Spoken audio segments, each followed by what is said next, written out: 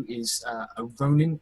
He's like a pretty sort of shady, dishonored samurai who's on a path to sort of reclaim his honor. That's what he's all about. And he's more looking. He's a Wear the Long Death monk. That's his actual class. He's level 5 Wear the Long Death monk. But I'm trying to basically search for an honorable death, or potentially the honor like bestowed upon me by the shogun. So it should be good, or get me instantly killed. Because Will would be like, here's a way that you could kill yourself honorably. And I'm like, yes, let's do that. So, yeah.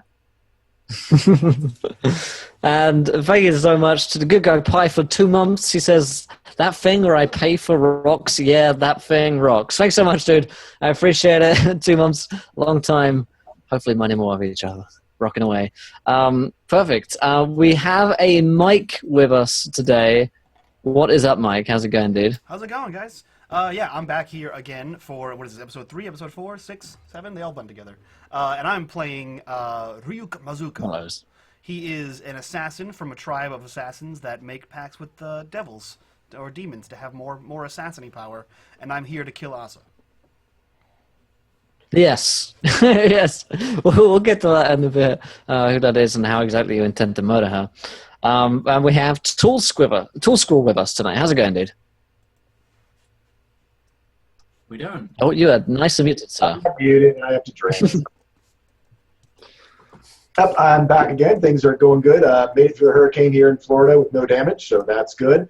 Back playing Gavin Fjordhammer, Paladin of St. Cuthbert, sort of everyman Paladin, not your knight in shining armor. He kind of has, split mail guy. He made it himself. He's a blacksmith, so all the little pieces of metal he fabricated himself, and as he picked them up along his way.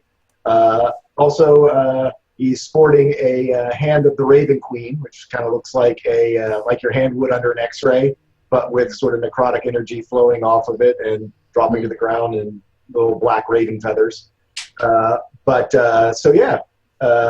Back looking for adventure, trying to keep these two guys in line as we go in search of the Samurai Sigil, and I'm here to stop Mike from killing Asa. I love the way you said sporting a hand of the Raven Queen, as if it's like the latest fashion. It is, You're bringing it back. All the cool paladins have one. The latest model from the Raven Queen. Indeed. Cool. Let's do a catch up of where we are in our campaign tonight. So let's start from the beginning. You guys were part of an army coming here to wipe out the town of Low Candle. Josh, why don't you take it away from there, and we'll go around the circle past the beanbag of friendship, at which point you can speak if you have the beanbag. Josh, you have the beanbag. Oh, god damn. This thing is surprisingly heavy. It's, so he... It's not beans in there, guys. Yeah, I know. It's not beans in there.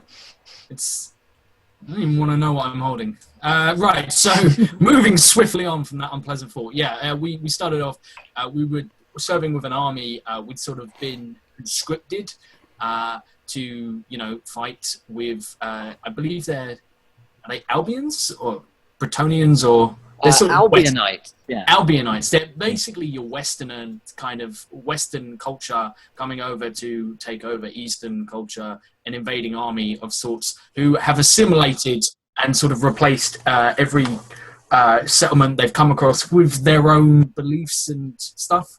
So, it's not particularly wondrous, but they seem to sort of not necessarily just be there to butcher the locals. And we were like...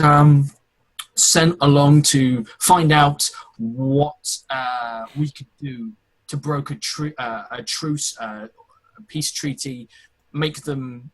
Basically, we were the diplomats.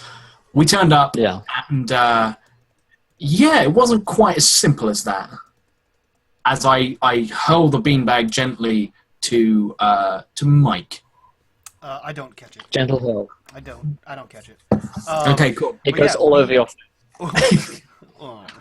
What is this? We got there, and there was a magic bubble that only Ryu could see surrounding this entire city, to which I think Gavin and Shin walked right into. alarms were sounded. We were rounded up by a group of samurai and brought to their samurai village, which we met with a guy who definitely wasn't Two-Face from Batman, and he also definitely wasn't the Hound from Westeros. And his seer girl who was blind definitely wasn't Arya Stark at all. But either way, we were not allowed to meet with the leader, the Shogun, that's what it is, until we helped the town. I think we split up. There was a mission to go help the seer get some herbs to go see. There was a mission to train the people, and there was one more that I don't remember. So, Tall Skull, here's a beanbag.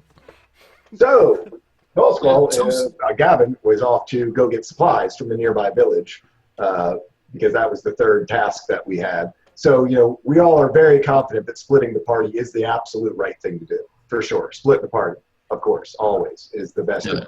So, on that, I guess we return to the Shogun's compound as we all head our separate ways, beanbag to Will. Can I real quick? All right. I feel like we may have missed some part in there. I kind of feel like you may have overlooked the fact that we defected from the Albionite army and forgot to mention that entirely. So I was just like, whoa, did we forget to mention it? Or did we just choose to allude to a past? We're double agents. Yeah. We're History is written by the victors, Josh. And Indeed. we survived last episode, therefore we can tell people whatever happened last episode, because if they haven't watched it, then... We leveled up. Yeah. That's what happened. We leveled up to level 20. It's wondrous. Indeed. Yep. Now I will place the beanbag back in its position, and we shall... Wow. Oh, wow. we shall commence. So... welcome everybody to Encounter Roleplay. If you guys are just tuning in, then there's several things that you guys should be aware of before we dive into the intense, gritty roleplay that is Encounter Roleplay on the Samurai Sigil. First of which, if you haven't followed, hit that follow button and join us. When we get 10 more followers and hit 20, you guys in chat get to decide something which happens in our game. You could inject a random encounter, you could inject a magical item, really anything that you guys can think of, and we have to roll with it and see what happens next in our game. So if you haven't followed, hit that button and do so. Also, here is a tweet. The tweet is here, and when that hits 20 retweets, you guys get another viewer decision.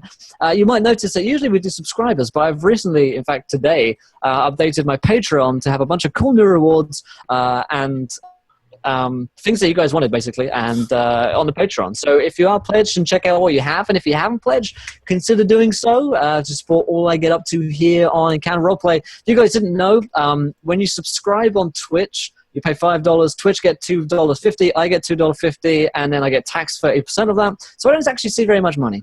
Whereas Patreon, they take like nothing. So that's actually quite good from a creator standpoint in terms of where money goes. So if you give a shit at all about that, which I appreciate, you might not, then there's that information which you can now discard. However, if you do care, then you can find patreon.com/encounterroleplay and get a bunch of cool rewards and shit there, where we get 2 more Patreon supporters. We'll have another viewer decision. That might go back to subs at some point, but I want to push that for a little bit. In other news, it's time to begin playing, I think. You can, of course, donate to affect the game, give players nat 1s, nat 20s, wild magic surges, all that good nonsense. What's up, Danger Mouse? How's it going, dude? And yeah, we'll dive into it. Sway, in fact, wants to give his monthly wild magic surge to a random player. We love you too, Sway. Thanks so much, dude. Let's get that in a second, in fact. So let's dive into it. So you guys are in a village somewhere in the mountains. You were blindfolded when you were captured. And you guys noticed that this guy who's definitely not Two-Face, whose name has not been announced to you yet, I don't believe. Maybe it has, I'm not sure. Excellent. We didn't who is also...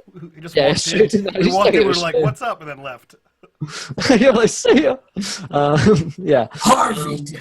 Yeah, he was the not local guy, which is my way of saying that he's British, not Asian. And he must have somehow defected to the samurai, or just been part of them, their group. You don't know.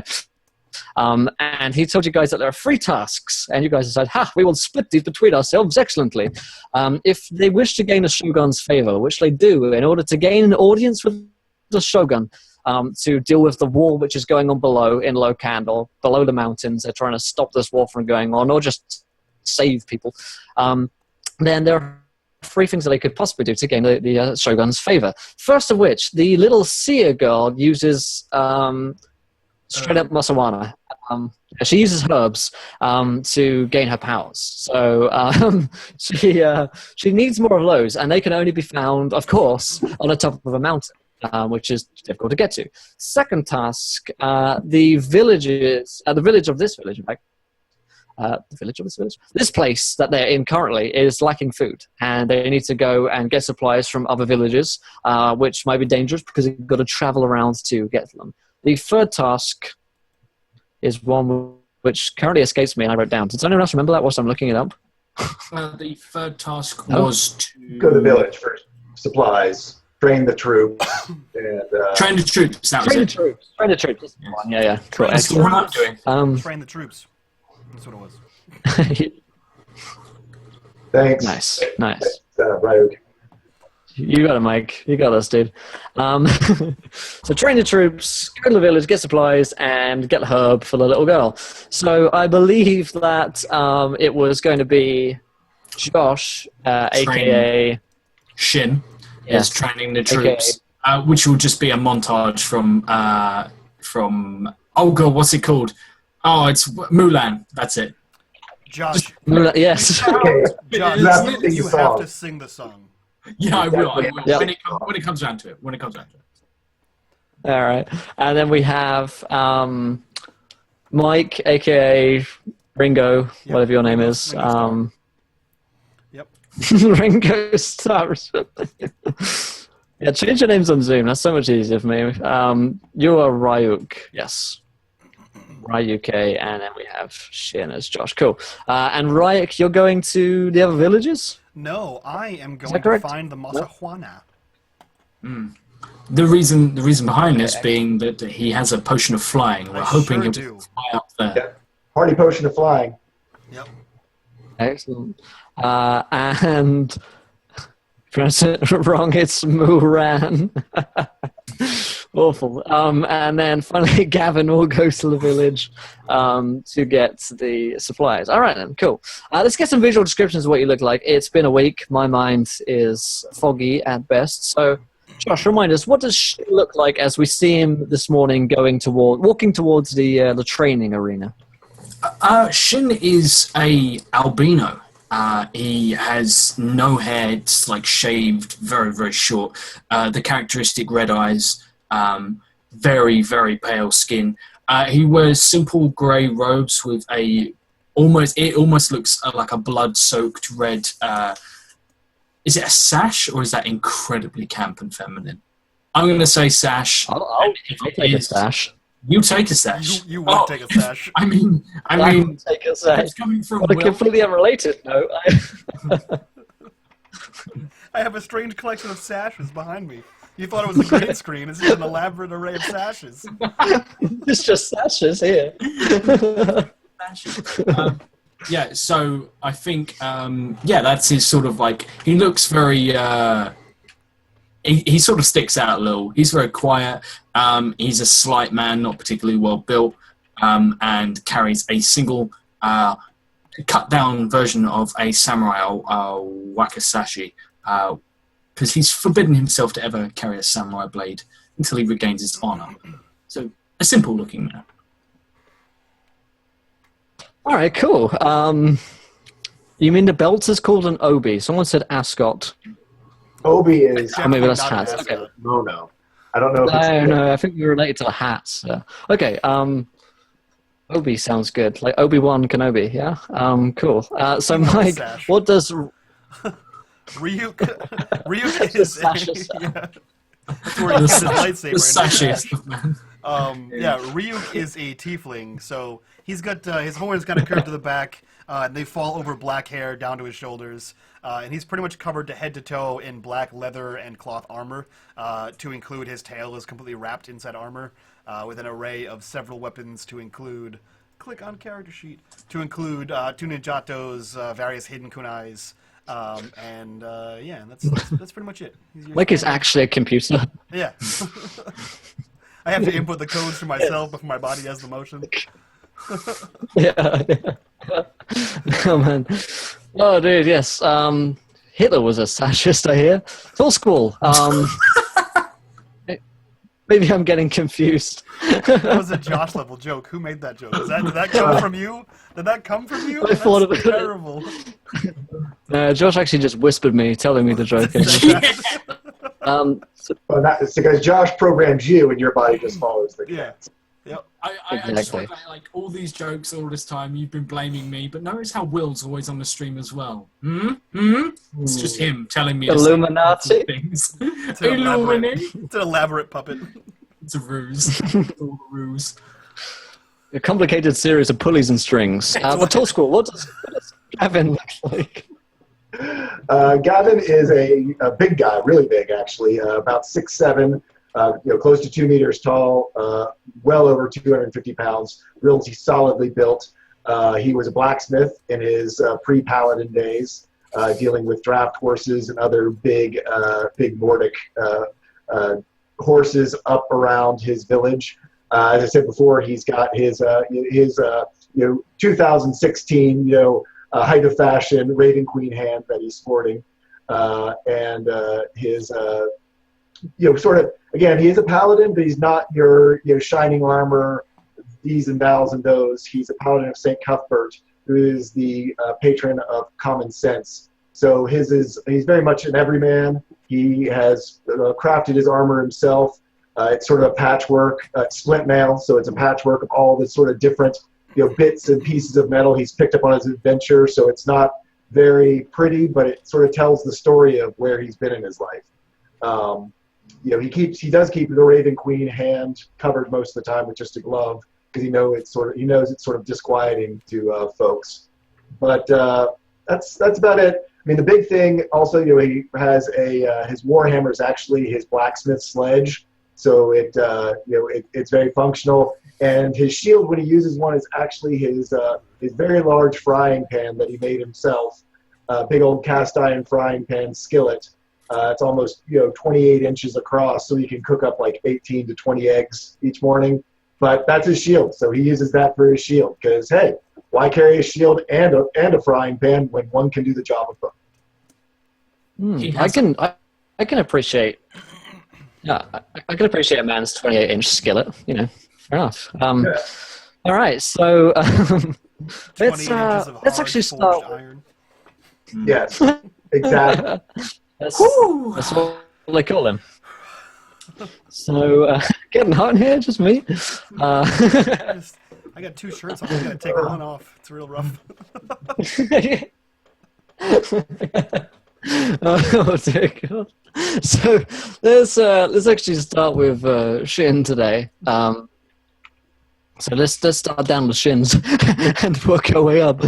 Oh God. Kill me. So Shin, let's see you. So you're in the village, and there are warriors in this village that you've seen who aren't particularly well trained. They are the kind of peasant folk who have been conscripted by the samurai forces into their own in order to combat, the threat below from the Albionites, which is obviously looming. And the Two-Face guy has basically shown you the yard where they are waiting for you. There are 100 men, and these guys are just kind of waiting in their standard uniforms. They got their weapons and stuff on them, and they're kind of slouching. They're in order, but they're not really at attention as such. Yeah. Shin makes his way forward, and it's been a while since he's had to try and command people. I can just hear Mike sniggering, and it disconcerts me. I don't trust him. So yeah, do I even want to know? He's plotting against you. The Mulan song is going in the background. Oh, is it? Oh, I can hear it. Okay. I can't hear it. So I can't. Man, out of you. How far through are we? It's like 30 seconds. You can keep going. You're good. I can't. It's I a need minute. to It's go a then. minute 17. You gotta do your. This is your montage. I'm playing background music for you. Oh god damn. So yeah, he steps forward. He puts like a foot on one of the guys he's on the floor. Maybe he's dead, maybe he's not. Maybe he's just conveniently there so I can stand heroically with one boot on him. No one knows really.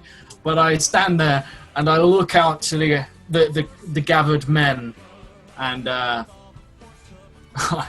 really want to belt out "Let's get down to business," but I feel like it will be so out of time, it just wouldn't be worth it. So Shin says, "Let us get down to business. We have plenty of training to do. Have you been separated into squads yet? Squad up." They look towards each other. No one really comes forwards. I very well. Send your best against me. They kind of, again, shift fairly nervously, and then one guy steps forward, kind of like reassuring himself that he's a badass as he steps forward. I think Tool School might be having a mental breakdown. I'm not entirely sure. Montage, man. What the fuck is going on? Actually, I just heard a sound from. I feel like he's just broken. Like he's just snapped. He's become small to make it real. Oh man, now he's a small skull. Oh my god.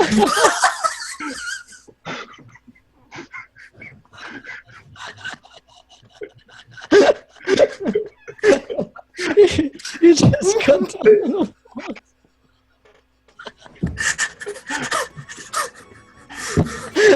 Oh god.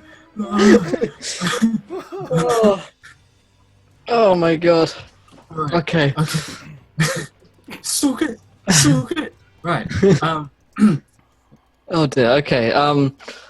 Oh dear Lord. Thanks to Talk School for 2 months. That was the anniversary montage. I love it. Oh dear. And thanks so much to Dizzy Grenade for following. Welcome to the adventure, my friend. You're a gentleman and a scholar. Oh my god, good guy Pie, tweet that at me. I need to retweet that shit, that's so good. So the guy steps forward. He's medium build. He's carrying a spear, and he's got a sword in his hip as well, but spear looks to be the main weapon.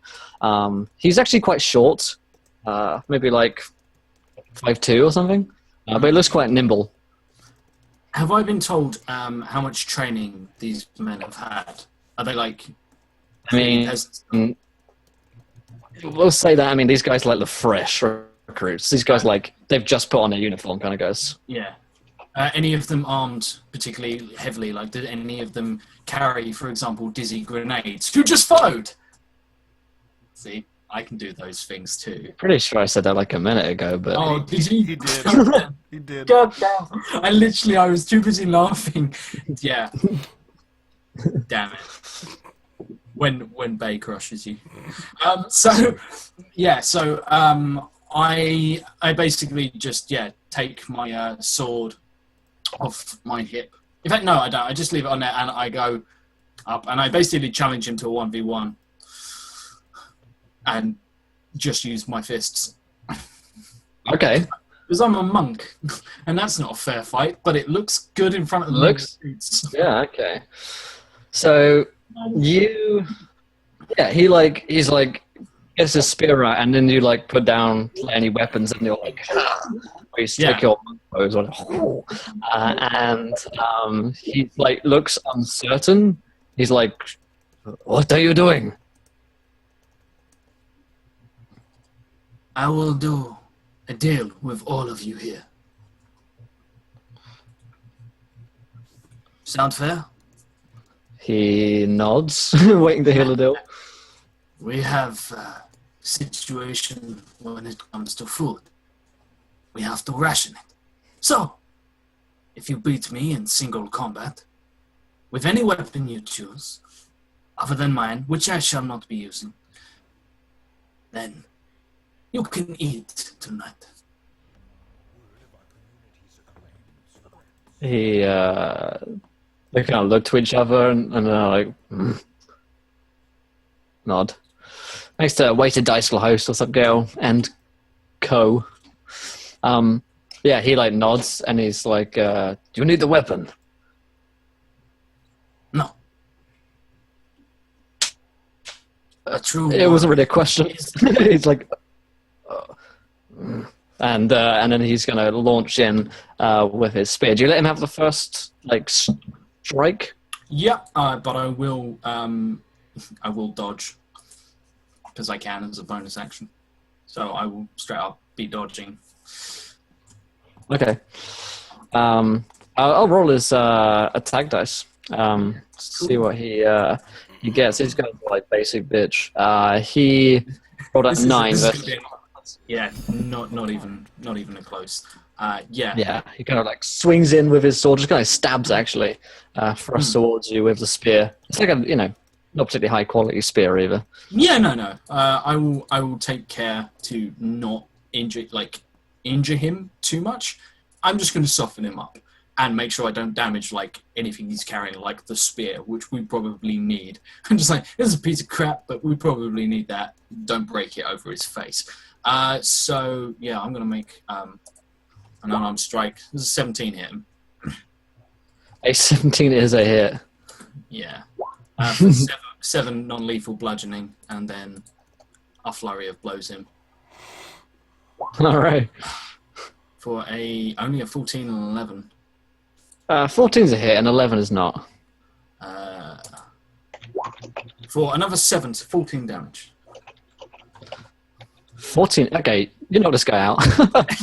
Like, yeah, he comes in and like as he goes to spear me, I literally just step slightly to the side, pin the spear. I pin the shaft underneath my arm, and I straight punch him in the chest. Mike, I see that raised eyebrow. Don't you give me comments about shafts. And yeah, I just like. A man should be allowed to shaft, okay, Mike? Exactly. A man can pin his shaft wherever he wants to pin it. Okay? Exactly. I know I just met this guy, okay, but I'm his commanding officer. This isn't America, okay, Mike? It's all right here. We do shafts. Oh, man. So, yeah, he like tries to stab me. I just pin the spear under my arm and straight punch him twice in the chest, dropping him. And Awesome. And as you do that, you have a wild magic surge from Flaming Killer. Thanks so much, my friend. Appreciate that donation, and we'll see what happens here. I also have a Patreon Wild Magic Surge from Sway. I roll a D3. 1 is Josh, 2 is Mike, 3 is Tall Squall.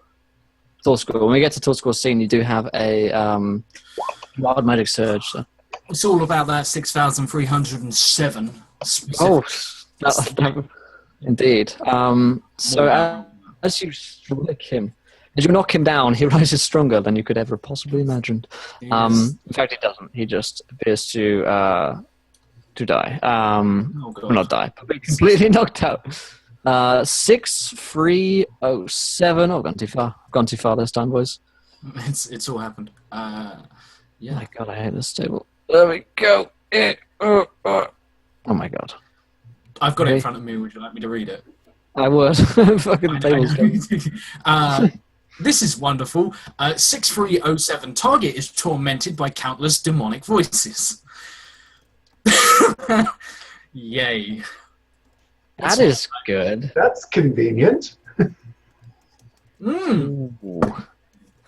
So, yeah, okay. So you punch him, and you you just hear this kind of you hear this demon, which Ryok is very familiar with, and You hear it No, say, he's not anymore. He's not anymore. He forgot everything. he forgot. So maybe the demon's gone elsewhere. Oh, Demon's looking for a new home.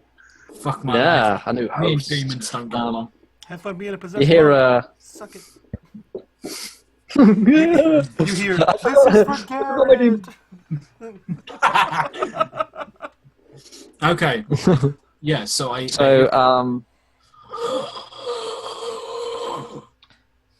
Yeah, you hear a kind of...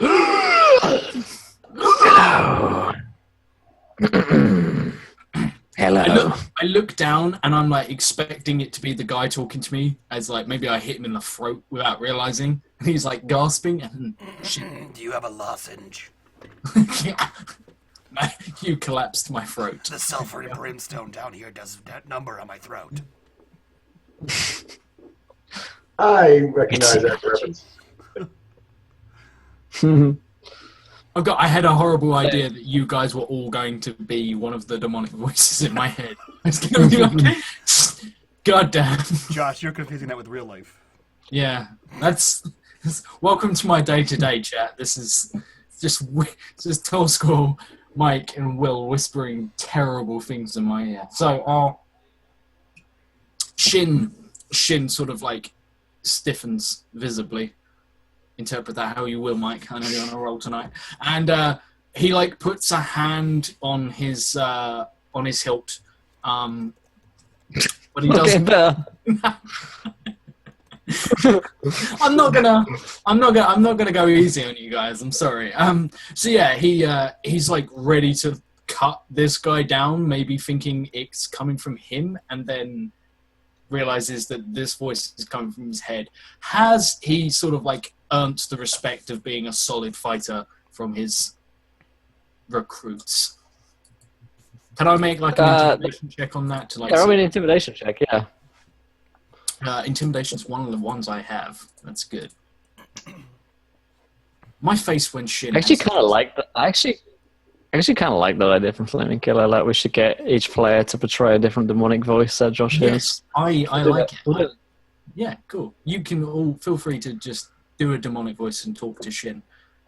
Just if you have something to say, if you want to chat to him, it's all good. On a 17, the perfect number, on the 17th, the perfect day, do I intimidate the balls out of it? God, it is. Yeah, the stars are aligned, it would seem. You see them all kind of like looking around at you guys. You've just like punched this guy 4 times and he had a spear. Yeah. And they're like, I turn to them and I say, does anybody else wish to challenge me? there's a very quiet room. Do you wish to possess the skills that I have? I can teach you this. They nod. Then, let's get down to business to defeat Albions.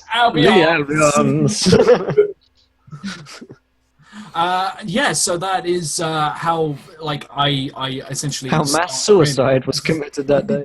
Indeed. Just group Sudoku. First, I must teach you Group Honourable Mitsubishi, and then we will continue from onwards there. So yeah, that's. Do I need to continue? Like, I will just. Yeah, it was. We'll montage that out. But let's cut to Gavin real quick. So Gavin, you had a D10K to roll, I believe. Okay.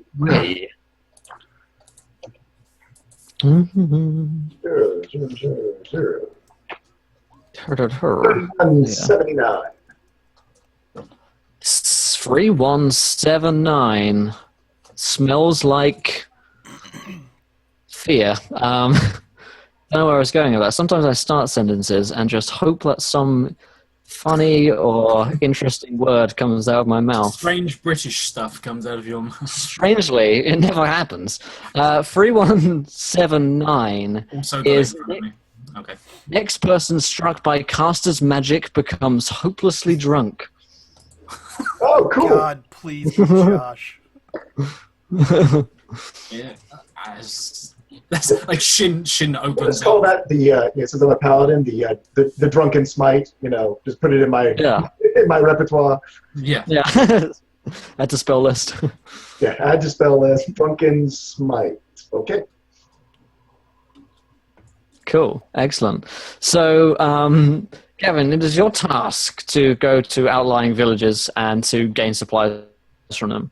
Yes. You haven't been given any money to do this. So the two-faced guy hasn't been like, take this money, go buy shit for me.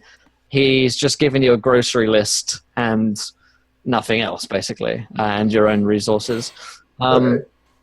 So I guess you head off to the next village, which is a day or half a day off down the road, to see what's going on there.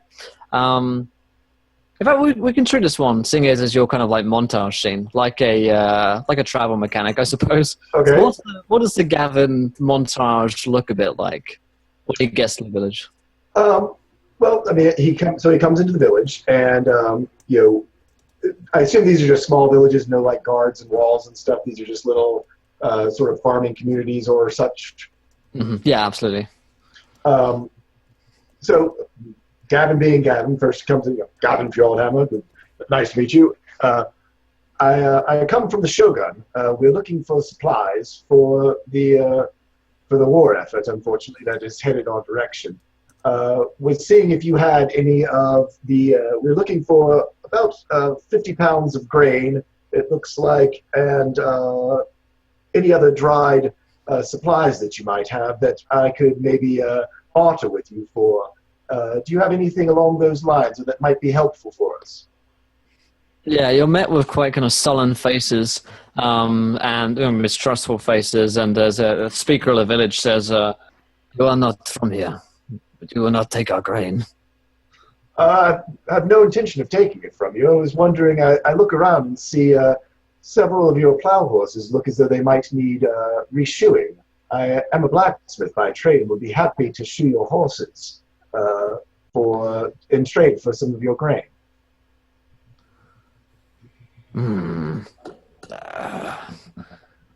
Very well. Perhaps we will see your workmanship first. Certainly.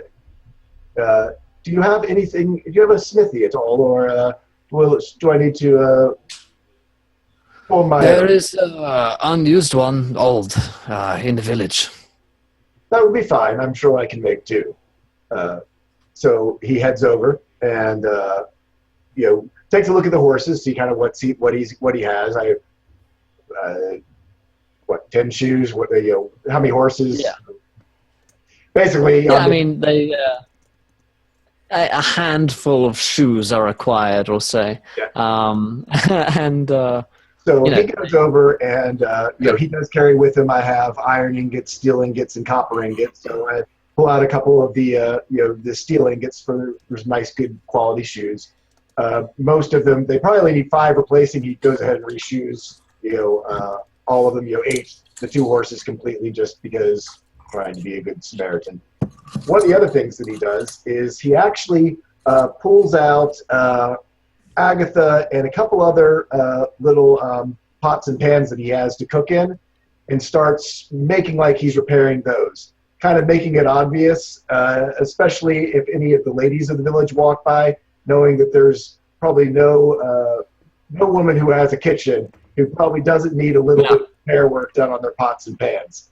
So he kind of does that. Yes. That checkout. That checkout. Yeah, just that sort of like, hey, Hey, ladies, couldn't help but your notice pots right here. you don't have a Totally I not couldn't help but damaged. noticing you don't have a Tefal Teflon extra non-stick pan. Yes. Let me see you. So he gets the horses shod, but sort of. I assume over that time he might have 1 or 2 ladies who, or gentlemen who might be cooks of the family, to get pots and pans done as well. He sort of mentions that he's gathering supplies and seeing if they have anything from their rations that they might be able to barter, or to get a few extra things that might or might not be on the list that just might make life for the Shogun easier. Any sweets, any maybe he'd be happy to trade for some baked goods if someone's baked a pie or bread. Absolutely, yeah. There's along those lines. Yeah, absolutely. We'll say there's a handful of small supplies that you can kind of barter and trade for, and kind of fix some pots for, and kind of gain the trust of the villagers, and the people in general seem to be kind of curious, and then start to warm to you when you start like fixing things for them, Right. because skilled traders probably aren't very common around this area, especially this high up in the mountains. And they don't have a smithy, so someone who's going to fix their shit is like, yeah, all right. And so very quickly you have actually a line of people bringing you their broken things for you to like hit and attempt to fix. I mean, do you need me to do a like smithing check or something? No. I mean, it gets to the point really where there's too much work for then like it's worth you doing, because they're like trying to give you rice for like spending 20 minutes fixing a pot or something. So the real prize is just getting the granary stores from the villagers rather than the folk around. So I have to move on to the other villages because we need some supplies from the mining village, a half day away. But I do promise that I'll return. Thank you. I thank you for all of your hospitality, and I promise I will return if I have time to assist you, and we'll keep this on my route. I very much appreciate it, and as if there is a tavern or someplace like that, someplace to grab a beer for the road and maybe buy a round for the town before I head off, I'll do that as well. Yeah, absolutely. Yeah. The people are quite fond of you, actually. Thank you so much to Driz Fury for the 2 months. Appreciate it, my man. Salute you, sir. You're the most gentlemanly of scholars. A lot of drinking for Driz here tonight. Good to see you, my man. Hope you're doing well. The only Driz that I like, actually, Driz Fury. You have a special place on my Driz list, and you're at the very top of it, sir. So, I have to say there is only one name on that list. So, So the one thing they ask about, sort of as he gets to the drinking point and feels that he does ask if there are any shrines or religious leaders around the area. As he obviously isn't from around here, but being a holy man himself, is interested in maybe some of their local deities or practices, and just to see if there are any shrines or temples around the area that he could go pay his respects at. Yes. There is a lady who we'll say she's like working the tavern, and you ask her, and she says there is a rumor of a woman who lives in the area. She's the word in common is hag, I believe. Interesting. Has she recently come to the area? Yes, she has. She lives well up in the mountains, so it is far from here, well off your journey, but it would probably take you a long time to get up there, but she's the closest we have, other than the Shogun himself. Very well. About how far up the mountain? A day, 2 days, or longer than that? Longer. Some people never come back, but maybe a week. She is deep in the mists of the mountain, they say. Very good. I thank you for the information. You are correct. I do have urgent business at the other villages around the area, but I will. I might next time when I pass through to help you out the village. Maybe I will take a side trip. Thank you. And thanks to Sydney for 2 months. Is there anything you want to say, Sydney? Did you read my message? It says, hello, happy 2 month, love you smudge. All right. I'm glad you read that grammatically, because there was. Yeah. I'm reading that and I was like, I'm having an aneurysm trying to read that. It's missing letters. Mike said he had an aneurysm when he read it. Oh, Mike. Oh, Mike, you old aneurysm-filled. Having You rolled incredibly unhealthy. Dear Lord. Sorry, guys.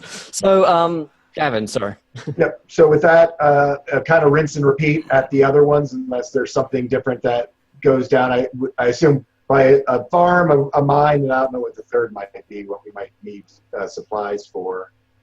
Yeah, I mean, yeah, we'll say on your like journey back, you can like hit another village or two to hit some granaries and to get some supplies. Generally, they're quite interested in hearing word from like the lands below the mountains, seeing as you're a foreigner, and word spreading pretty quickly between the villages about you three, that you're part of their community or you're in their community as outsiders.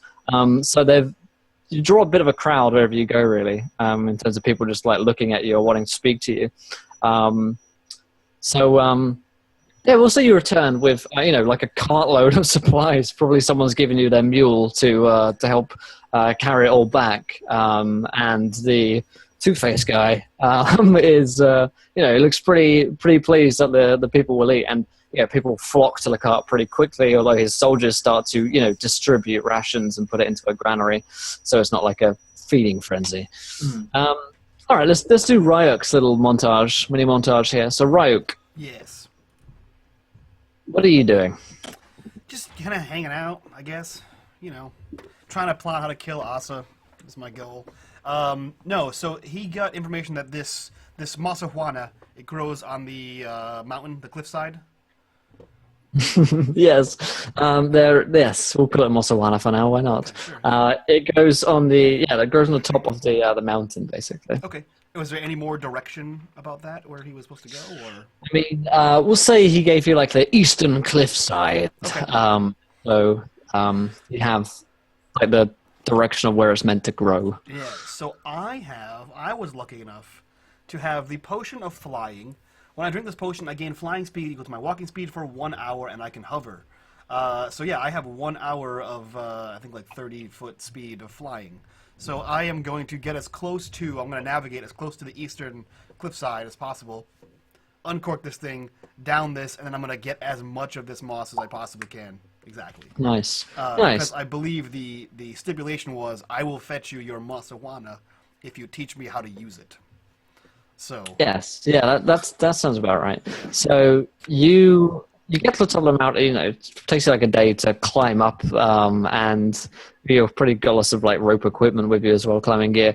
And you get to the top, up on these like misty peaks, and you're looking out over like a pretty breathtaking landscape. And really cold up here, a strong wind. And you see the moss on the side of the cliff. You go down to start kind of like scraping it off, put it into a pouch, and then you're like, right, time to go back down again. When you hear a screech.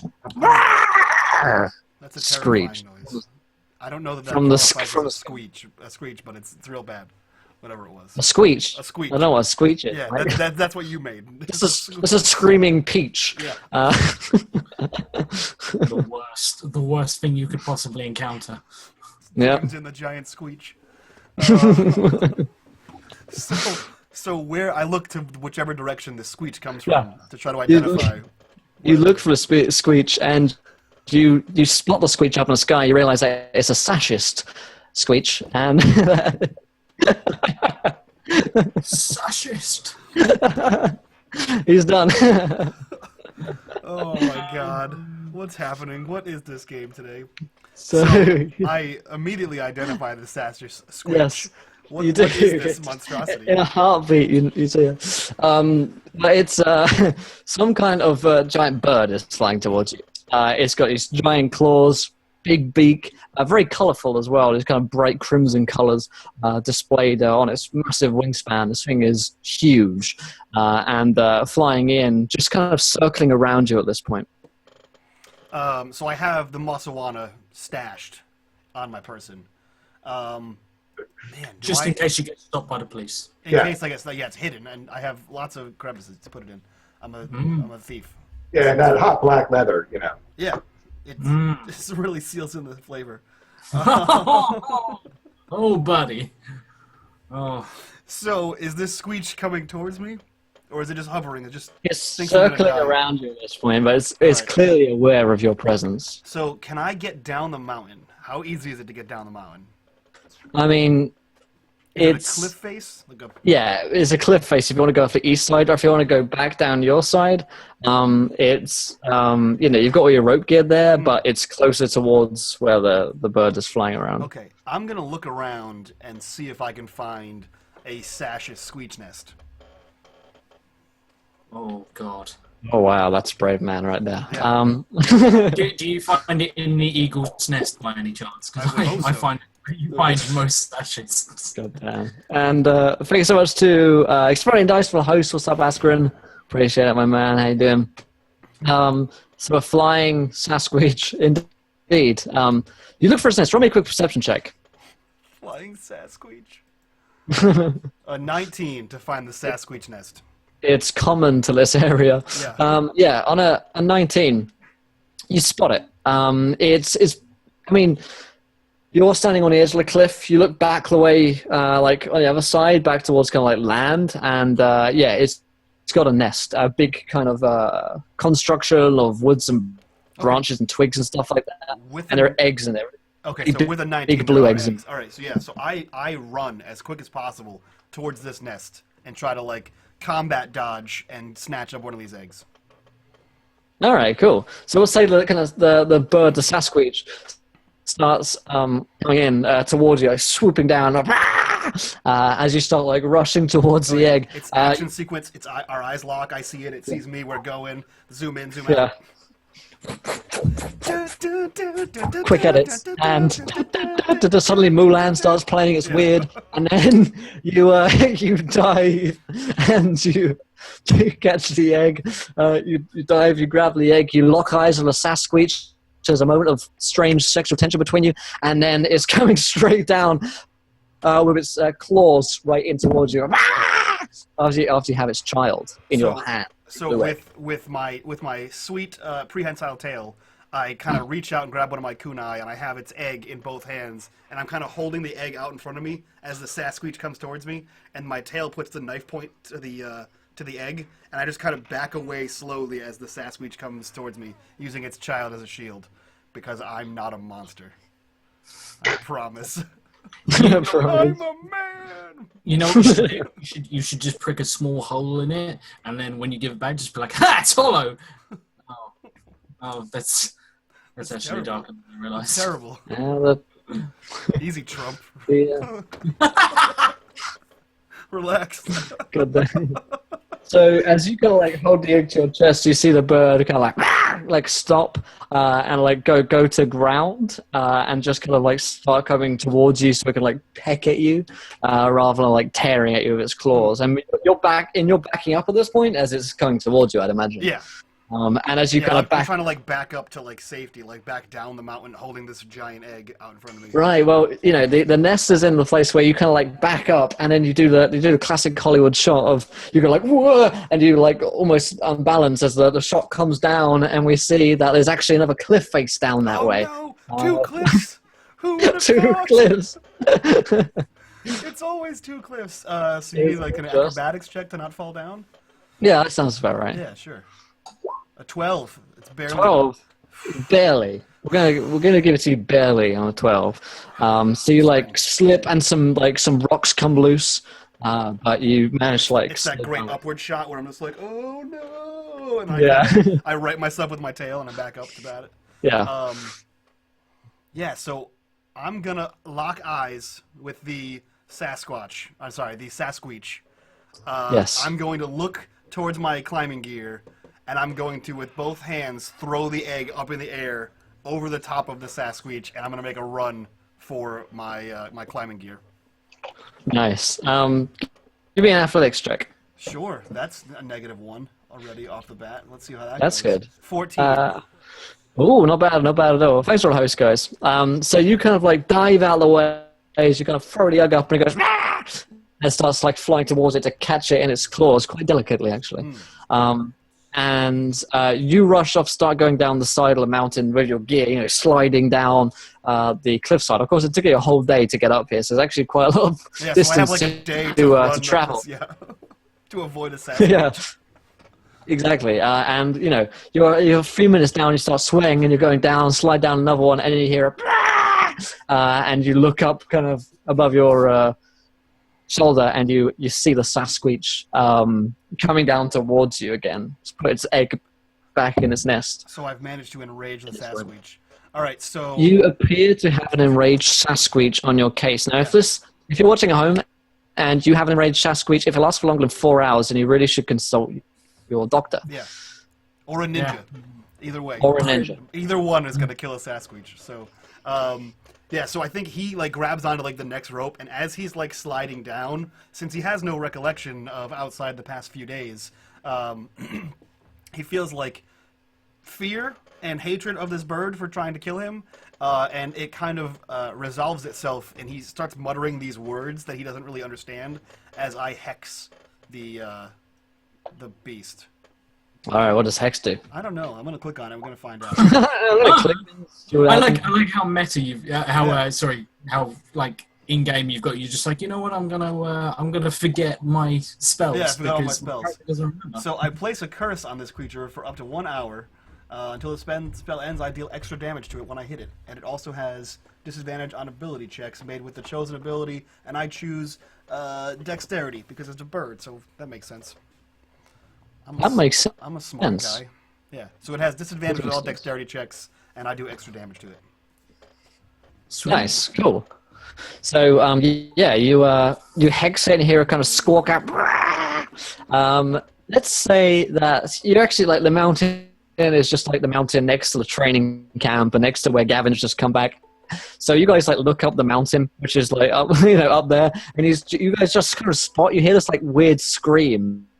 And you look up, and in the distance, there's a tiny dot, and it's Ryuk escaping from some kind of giant bird, which is chasing him down a mountain, whilst he's got all the Mosawana. And we'll say Shin spots this from his training camp. The men are like, it is the legendary Sasquatch.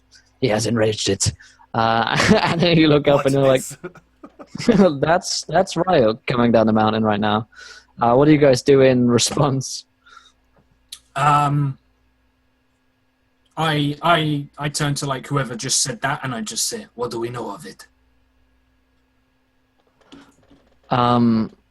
He's like, it is a legendary creature. There's only one. It is deadly. Lives on the mountain. He's like spewing forth all like wives' tales about it. Trying to think of all the different versions of it. Yeah, I presume they have ranged weapons. They say this as you look back and like a flurry of daggers just comes flying at the legendary creature. It is legendary. It is on the watch list for endangered species. Daggers. There is only ever one. Their eggs are poached. In which case, They're hunted all the time.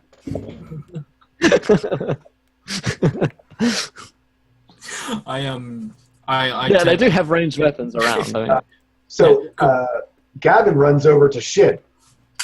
Shin, my friend, where's that? Where's that? Your stick, your donga shooter gun flame thing. It must have very long range. And suddenly I have like a English Asian accent. I don't know. Wait, because when you say "Where is your stick," you have to do it in an Asian voice. Yeah. Where's your broomstick? So basically, like you've been gone a day and you've become half Asian. I like it. Yeah. So I went local on you. yeah. So I will. You know what? It's only. Yeah. No. At the end of the day, let's be honest. It's only Ryuk. So if I hit him. Bear. You know, so I just I just turn to like everyone around me, and I'm just like, men, cover your ears, and like there's like the dramatic slow motion. You watch like the leather quiver sort of that I've got on the back as I unsheath the donga, and it like quivers slightly as I draw it out, and I balance it on my arm. I cock back the hammer, and I point this donga straight at this falling bird, and I'm gonna make a shot. I believe you have proficiency in it now because because you read a book. Yeah. I read a book. Because you read a book. That's how shooting guns works. Yeah. So it's 1d20, I believe, plus Dex plus your proficiency. I've got it sorted on my character sheet. So, boom. This is a 20 hit. A 20. Sure. I mean, a 20 would hit. The problem is you've just fired like a short-range cannon at a bird, which is, I thought it was a musket. Oh, was it a musket? I was under the impression it was a cannon because it like threw you back against a tree last time you shot it. I think that was just because I had no idea. Because like, a crossbow doesn't have recoil, so I was like, there's that just instantly. Yeah. I was thinking more the what's that? Pirates Free, when the little guy shoots the cannon and back in the hole. So before you resolve that, Will, Templar Warden wants to use his monthly Wild Magic Surge on the shot. Oh boy! That sounds good. Oh, thanks so much, dude. Just got a D10K going. So this thing does some pretty filthy damage. It'll probably have like hit the ground and stewed me before I managed to reload, but it does some pretty hefty damage. It's a 24 piercing. However, that also does some crazy shit. I guess I need to roll that actually. So 1d10k, and Will, if you're completely incompetent. Yeah, I've got it. 3, 8, 3, 6 is right here. So as you fire the shot, when caster next enters his home, it drifts slowly out to sea. Is that a metaphor for something? Is that, I mean... The thing is, I don't... Like, he doesn't have a home. Should it just be like the next time we go and we're just like, we should make camp here? Just, oh shit. Everything starts moving for no reason. Thanks so much to Shadow Fox for following. Welcome to Avenger, my friend. You're a gentleman and a scholar. Thank you for joining us. I can re-roll that if that doesn't make any sense, because I'm more than happy to. No, I like that. We'll find your home. You might not have found your home yet, but when you do, it's going to be fucked, okay? Because that's how Shin's life is. Yeah. So you could also read it as the next home he enters. Which we haven't entered any with. We entered like a general. Oh my god! Just walk into someone like, please, thank you. You saved my whole family. Come in. And like Shin walks in, and they're just like, fuck you, Shin. Just all the water pots in the house start to overflow, and the house begins to sink. Like, what's happening? It's just like the old lady and man household. They're like, come in for a cup of tea, then. And you're like, oh, thank you so much. And you just ruin their fucking lives. Oh, right, so you shoot the shot, and it goes, Shin has miraculously got sunglasses on. No one knows where they came from. No, when you look back, they're gone. But you shoot, and you see the bird just kind of. I think you have damage on that roll as well, right? 24 piercing damage. Yeah. And you hear it just kind of, and it doesn't like die. But you must have shot a wing or something vital, because it just seems to kind of like fly off, it's like scared off basically. You kind of scarecrowed it. And the thing just circles back up to the top of the mountain as Riot continues to like, oh shit, run down the hill. And like 10 minutes later, he's down the bottom and you guys like at the bottom with him. And I have the dankest moss somewhere. The dankest moss. It looks pretty dank. Yeah. There's various fibers in there. It's real high grade moss. Yeah, I mean you haven't tried it yet, so that's true. It just looks really high grade. What's the innocuous name you give it? Is it like? Yeah, Ryuk found it. So what does Ryuk call it? Blue cheddar, red. Oh man, musket, spitfire, death. I'm just gonna let you keep going because that's what it's called. It's called blue cheddar, red musket, fire, death. These are all words which circle in Josh's consciousness. So Josh is like blue cheddar, red musket, That's literally the demonic voices in my head. That's you, That's Fraser. what voices. It's like, you ever go to like a WordPress blog where it has those word webs where it's like the most commonly used words and the thing? That's just John's head all the time. It's just floating around with differently commonly used words. Oh, man. So what does Riot call it? It's called the Squeeches Lettuce. That's what it's called. Squeeches lettuce. That's canon, guys. Write that down. It's called what?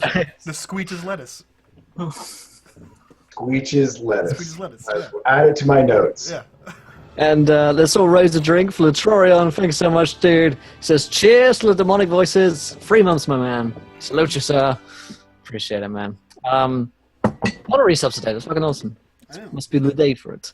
So, let's see. Let's take a pause there in the action to remind you folks, if you're new to Encounter Roleplay, you need to stream, hit that follow button and join us when we hit 20 followers today. You guys in chat get to decide what happens next in our story. Get a viewer decision. You get to do anything you like. It could be the Squeech's return. It could be the Squeech's lettuce is actually deadly to all but the Squeech. So you guys get following and of course get tweeting as well if you haven't already. Here is the tweet for you, chaps. So here's 20 retweets. Same shit happens. And also, if you aren't a patron, you can become one on a Patreon. They got new rewards, new goals, new tiers, new everythings, and a bunch of cool shit going on there. You can get custom artwork by Charlie's doing some artwork for you guys, which is cool. We've got even custom names and titles in Twitch. So, get Tall Squall is a paladin of the fields. You could be the Lord of the Donga. Up to you guys, really. So there's a bunch of cool things going on there. What is up, Light? How's it going? So you guys find yourselves in the village after Ryuk has just ran down from the mountain and he has a bunch of this Mosawana with him. So let's take the scene from there, I suppose. So, Ryuk, I imagine you're fairly out of breath at this point. Yeah, so he comes down. Who is the first person he sees? It's Shin. He's standing there. He's got a smoking musket over one shoulder. He's got a cigar. He's deaf in one ear. He's got he's entirely deaf in one ear. He's got you see like a small trickle of blood coming out of his ear, but he's playing it off as cool. He's he's got a cigar. It's good. He looks badass. He nods to you. It's a good brand. Yeah, so Ryuk comes and he's like, I got the Mosawana. He passes you the cigar and says, "Pass that."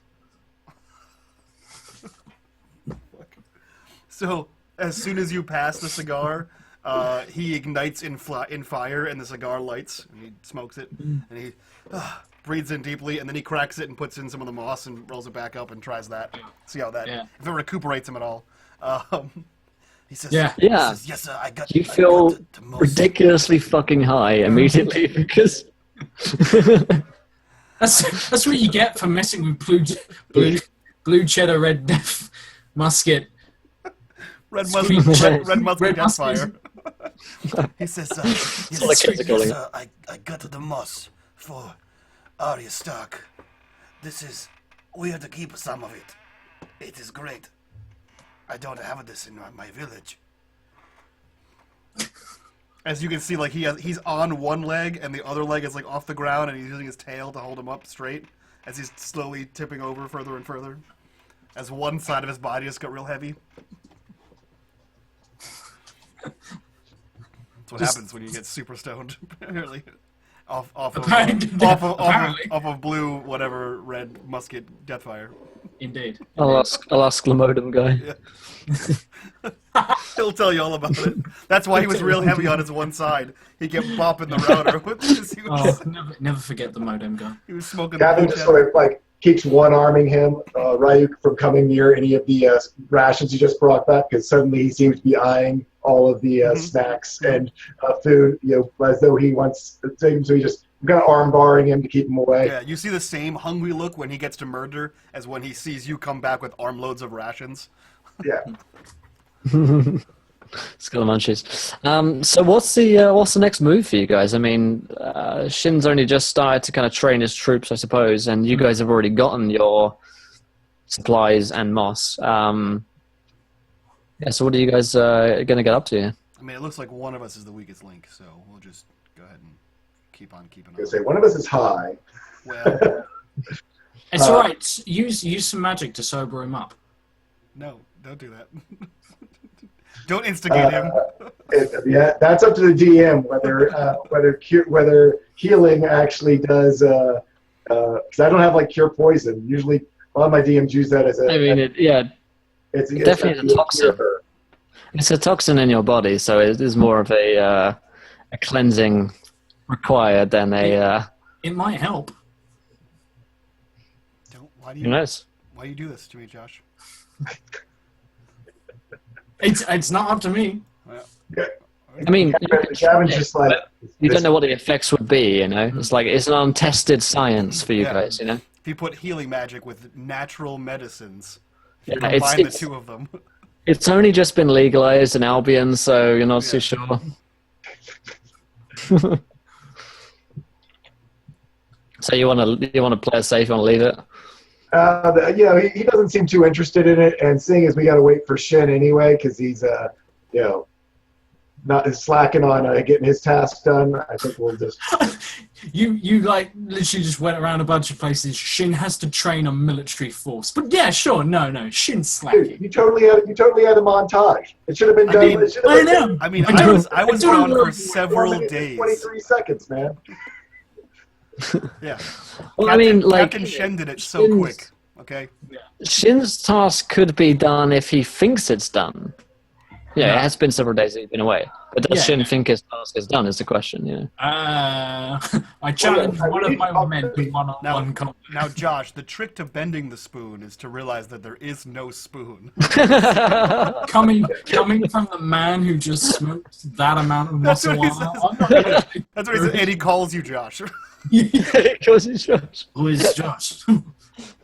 That's the effect of the Masawana, is that it makes you, that's why you can see the future, because it completely breaks the fourth wall. Oh, that blue cheddar, it's real rough. The squash is lettuce. Is Two-Face here? Yeah. Hard to get here. And, I mean, Gavin asks, so, are we able to at least begin to get an audience as the Shogun returned? Yeah, we're going to say that he's just, this Two-Face guy is just kind of ridden in on his horse. And he kind of like dismounts pretty quickly and agilely. And he gets off and he says, he just starts getting off. Yeah. Just leaves. He just wanders away. Something about that was far more funny to me than it really should have been. He gets off his horse and It's all that blue cheddar you've been having, mate. That's what there it is. I got it from Will, obviously. So I mean, Full of giggles from everything. He gets off his horse and he. I can't say that sentence. I don't know what I can't say. Is it the fact he's getting off a horse? I can't say that sentence. Saying about a man. Can a man not get off a horse? You know? I mean, if you try hard enough, you can get anything off, really. Yeah. Guys. I can't say that. Wash out the nose, man. Oh, God. Okay, he dismounts his horse. That's not better at all. No. he is no longer upon his horse. No, okay.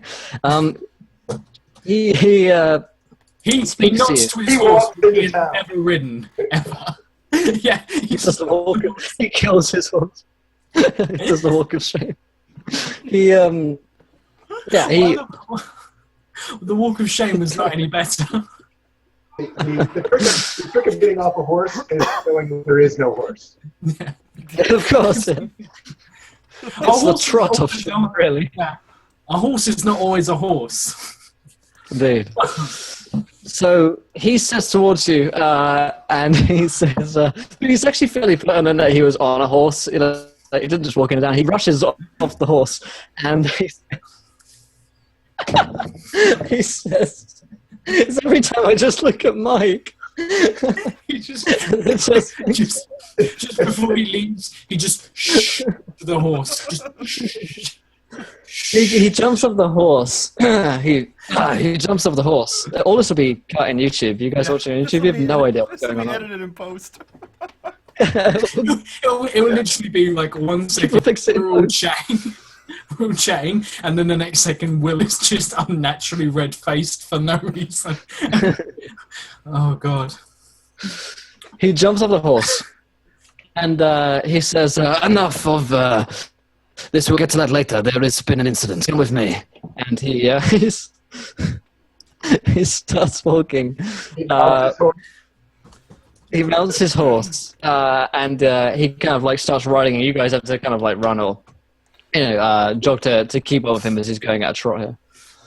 Ryuk says, he stumbles forward and he says, "I've never seen a man get off a horse so quickly and then get right back on. So many times. Intense. I'm sweaty just watching it." Seriously, guys, I'm loaded with the devil's lettuce. There's so squatches like blue cheddar. There's so much of it inside of me. It's in my pants.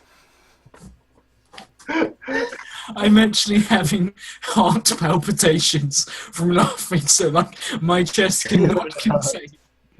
Will, it's so nice that you decided to have a serious campaign for once. Yeah. This nice serious Asian theme that you went to really bring drama. I feel like it really it breaks it away from me. Really good of you that you decided to go this direction. Very brave. Decided, to take a stand, make sure that we stood up for those who have had injustice against them, and don't accidentally do incredibly racist Japanese accents, because that'd be insensitive. Yeah, exactly. With that being said, what did Ryuk just said? He said he's full of the weed. He's full of weed. It's in his pants. There's so much of it. Oh man, and thank you to Tori Belort for following. Welcome to the event, my friend. You're a gentleman and a scholar, or a gentle lady, as the case may be. So, you're a Tory as a woman, or you're a Tory as in like a conservative. So, I mean, one is definitely better. So, you up to you which is better. So,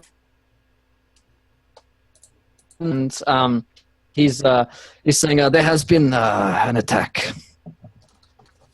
I mean, obviously, there's been an attack, but Low Candle has been taken. But worse than that, there are those amongst our order who are turning to their side. And he stops at stables so you can get on your own horses. I don't know if I can risk that. Oh, I'm not there actually, so it doesn't matter. Honestly, I know you are there. You guys are all there. I mean, you guys are in a group, right? Okay, cool. Yeah, that's fine. Yeah, we'll say you guys are here. Yep. Yeah, and he kind of lets you stop to get on your own horses, so you can ride and talk. And he says, as I said, there are a group who no longer wish to serve the Shogun. They wish to be part of the Albionite forces. You're getting a hang of it now, I see. And that's exactly how he got off the horse. That's exactly how I did it, yes. This is bouncing is most necessary. Riding a horse. Excellent work. Ryuk, I don't see you riding there. Oh, you're right, I'm sorry. There we go. Much better. So, as you can tell, we are in grave danger. They call themselves the Iron Mask. I'm sure you have many questions after you finish clapping. Will, you have so much stamina, I'm really impressed. I can't. I've heard that before. This is not my first rodeo. Oh, my thighs are killing me. Oh, God. My thighs are killing me. Will, stop. My thighs. Oh my god, and thank you so much to Karaktu, who donates £5. It says, after the first successful use of my firearm in a live stream, level 1 for the group, a hand cannon full of Smith Paladin of Fields, Gavin. Oh, God. Oh, God. So, Richard says, I mean, I don't know, puts ball gag on. So, you, I like a weird Monty Python. I'll take that. The entire time, Will's secretly on a yoga ball, and it's just bouncing. It's not even a chair. If you guys could see down here, I mean... Guys, Donger's in chat. Donger check real quick. That's where I keep the beanbags. So, he's like, we do have... it's just in that quote. Oh my god. He context is really is everything. Context really is everything. So, okay, so I got this hand cannon thing, yes. Yeah, he's going to hand you this cannon. Awesome. Thank you. Yeah, take this. Take this, you might need it. Okay, Go faster now. take this. Okay. Need to go faster.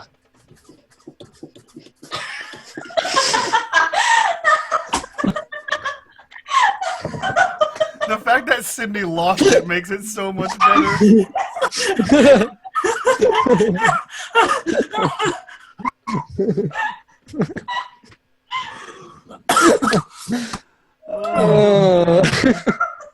I don't know why. Please still love me. Guys, we have an hour and a half left. We have an hour and a half left. Okie Okay. It all started with fucking Josh pinning a shaft, and now look where we are now. See what you've done. Once I had that shaft pinned in place. Yeah, no, It's all downhill from there. Oh, god damn it. Right, so he's handed you this and told you that a group called the Iron Mask are defecting to the Albionite course. The Iron Mask? The Iron Mask Yes. is affecting the Albion army. So back, like, who we left, they're going to. So, yeah, exactly. Yeah. They're a group of the samurai, apparently, who have defected to them. Okay.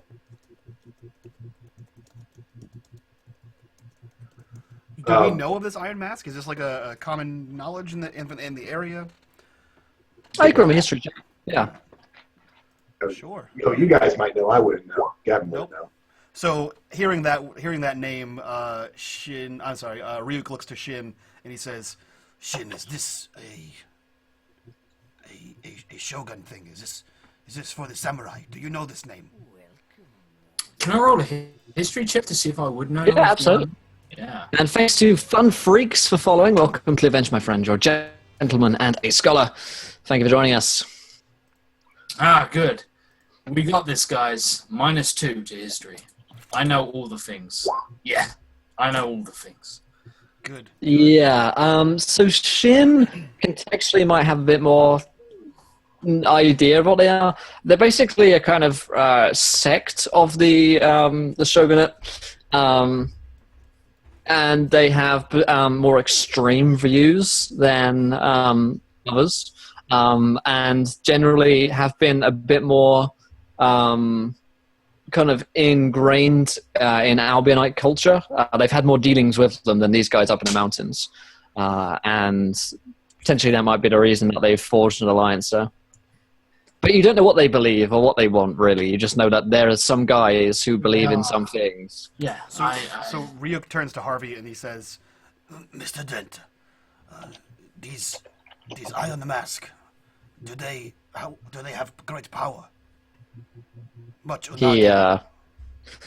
He flips a fucking coin, Mike. You happy? Yeah. Day made. He says, "Yes, I do." I was about to start running again, but I felt better on it. A full start there. He says, "Yes, I do. They command great forces. In fact, they command nearly a third of the Shogun's forces." What made them defect to the Albionites?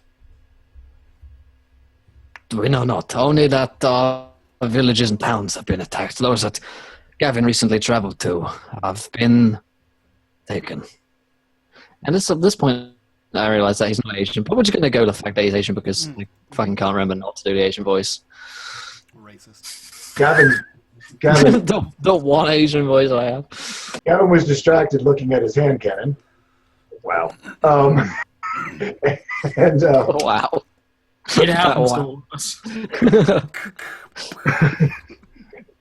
what? He's very concerned. He overheard you say something about the villages he had just visited. Yes, indeed. They have fallen. Many of them are burnt. And we believe more will be under attack. Were they destroyed by the Iron Face? By the Iron Mask? The Iron Mask, yes. Oh, this is dire news. We were hoping that Asa and her blockade was going to keep this area safe. If we have a threat from within, we are in grave danger indeed. Indeed, and, it seems now more than ever you need to speak with the Shogun. Yes, indeed. So, I am going to take you to him. Well, I say take you to him. I will give you directions on where to find him. I myself am needed here in my village. I'll send Of you a course. pin on Google Maps. I'll pin you. And he says, travel up into the mountains and follow the trail to the east and just keep along that trail. It's a long road, but the Shogun's castle is within. Because of these. By any chance, does Gavin recognize this direction, see the same sort of way, direct place where he was directed to find Azuma? Yes, indeed. Okay, interesting. Yeah, up in the kind of like the misty area of the mountains, the misty mountains. Indeed. Basically, where it goes up so high that all you can really see around you is just mists. Magical or otherwise, you're not sure. Lots of mystical smoke. Hey. I'm taking, now you know how I feel about Josh. Every time he does it to me. See, it doesn't make it better. It doesn't make me like you more. It just makes me hate you both. My ultimate goal is to drag you all down to my level. And here we are. Guys, I'm high on marijuana. It's fine. It'll pass. It's just the marijuana, I promise. It's just the marijuana. It's not me. This is an intervention. That's where we're taking you right now. It's not to see the Shogun. It's all your friends. We'll have to find a wizard, guys. Let's go see the Shogun. Guys, we are off to see the wizard. Yes. The wonderful wizard Wizard of Oz. Wizard of the samurai Sigil. Sigil. Oh, goddamn. Will, Terrible. this is directly your fault. Gotcha. Actually, but man. Yeah, no problem. He's like, well, I must defend our village, but if there's anything else you need here, we will attempt to help. We'll attempt to help. So he wants us to go see, or we're allowed to go see the Shogun now, but He's like, fucking go, because we're about to get fucked. Yeah. He kind of looks at me and says, I don't offer this free of charge, but is there anything we can do? The troops are still not well trained. They have not seen battle. Oh, wait. And then he reaches inside of his shirt, and he says, where's the little girl? And then he pulls out the moss. Ah, you found it. He kind of grabs it and he says, she will find most use in this. Thank you, friend. Perhaps if she had this earlier, we would have foreseen this, but I alas. was attacked by a squeech, and I was not quick enough. Oh, no, I was not being passive-aggressive. You know, you I mean, you Albionites. could have been a little. You probably could have made it. Immediately, screw you.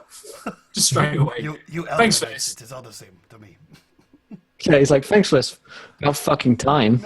No, fuck off. I'm like, oh, that was aggressive. Hope your village does get killed. Fuck you. Perhaps the seer, if she is this important, would be better suited in the castle of the Shogun.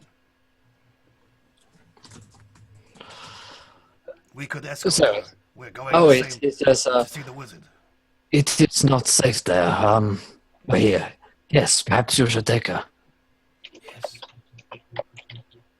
Why? And its pupils are just super dilated. Sorry, Yeah. did you say it's not safe here? Yeah, here in the there. camp. It's not safe here anymore, yeah. Yeah, cool.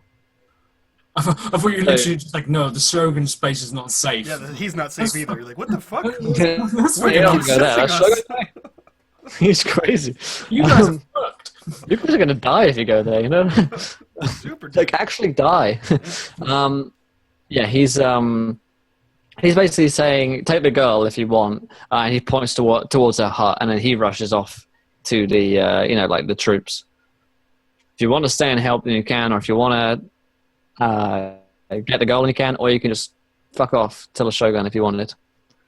Ryuk Any stumbles number of towards things. the house with the girl, the seer. Well, not the first time I've heard that from you, Mike. So you, God damn it, Mike. yeah, you stumble inside, and she's there, legs folded, arms crossed, sitting on the floor. He kind of stumbles in and he says, "Little seer girl, we are here to take you to the Shogun. Let's go." She's said that before. She, Oh, I have your moss. And he reaches back into his shirt and pulls out more of it.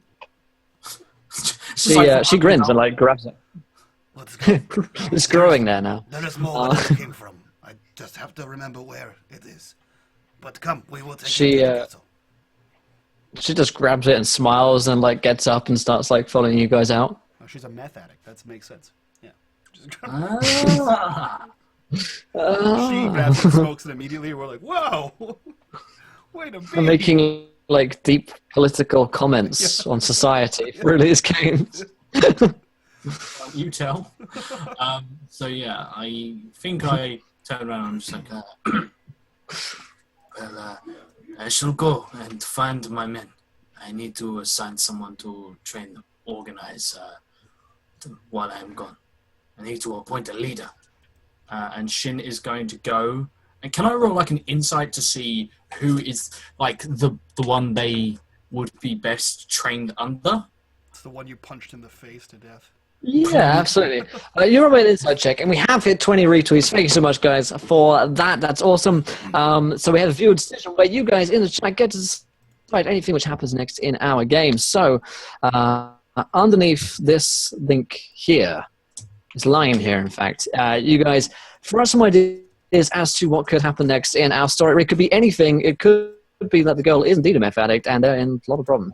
We do have that potion thing from last time. Emmy is going to come in soon. Fear not, guys. We'll have that from last week. But yeah, first my ideas referring to a straw poll, most popular decision will happen. If you're new to Encounter Roleplay stream, my name's Will. What's going on?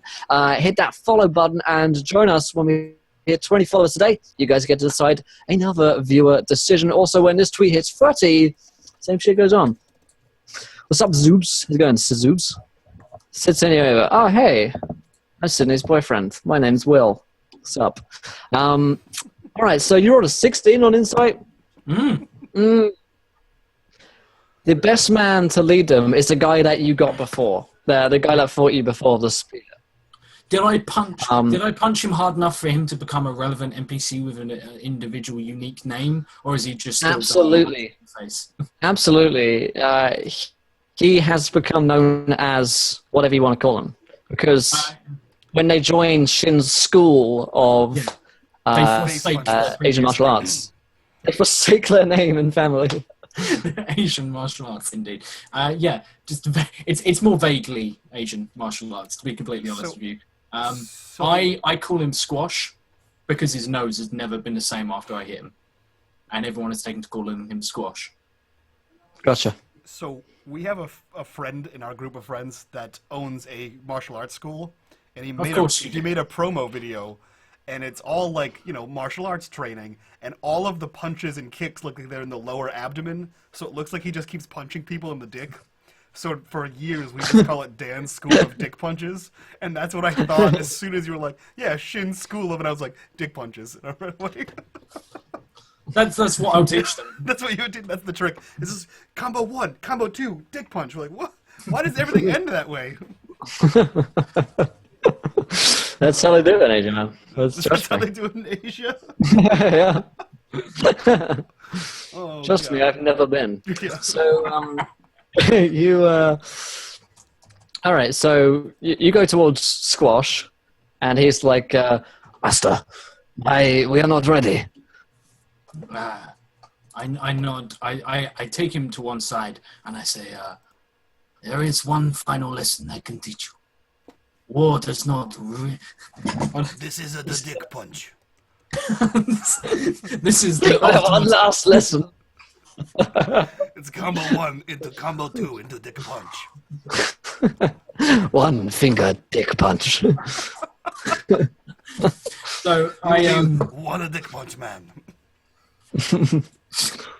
Oh God. Christ. I basically so he's like standing to him. I stand next to him. Like I take him to one side so I can like impart this this final piece of warrior's knowledge, and I say to him, in war, better take a state intact than destroy it. Better take an army, a regiment, a detachment, a company intact than destroy it. Ultimate excellence lies not in winning every battle, but in defeating the enemy. He basically tells him, war does not wait for you to be ready. War comes for you. You must do what you can to protect the innocent. That is a samurai's honor. Guard it with your life. Guard these people with your lives. You will make a worthy general one day. But not today. I'm totally not promoting you to general. But one day. I don't actually have any command over this army. You're only a captain, so that wouldn't make sense. But Yeah. Major Squash. Major Squash. Major Squash. He says, Captain Shin, you are a gentleman and a scholar. And he salutes you, and then he gives you a dick punch. I don't react. He just punches me in the dick. And A I'm like, salutary dick punch. I'm just like, good.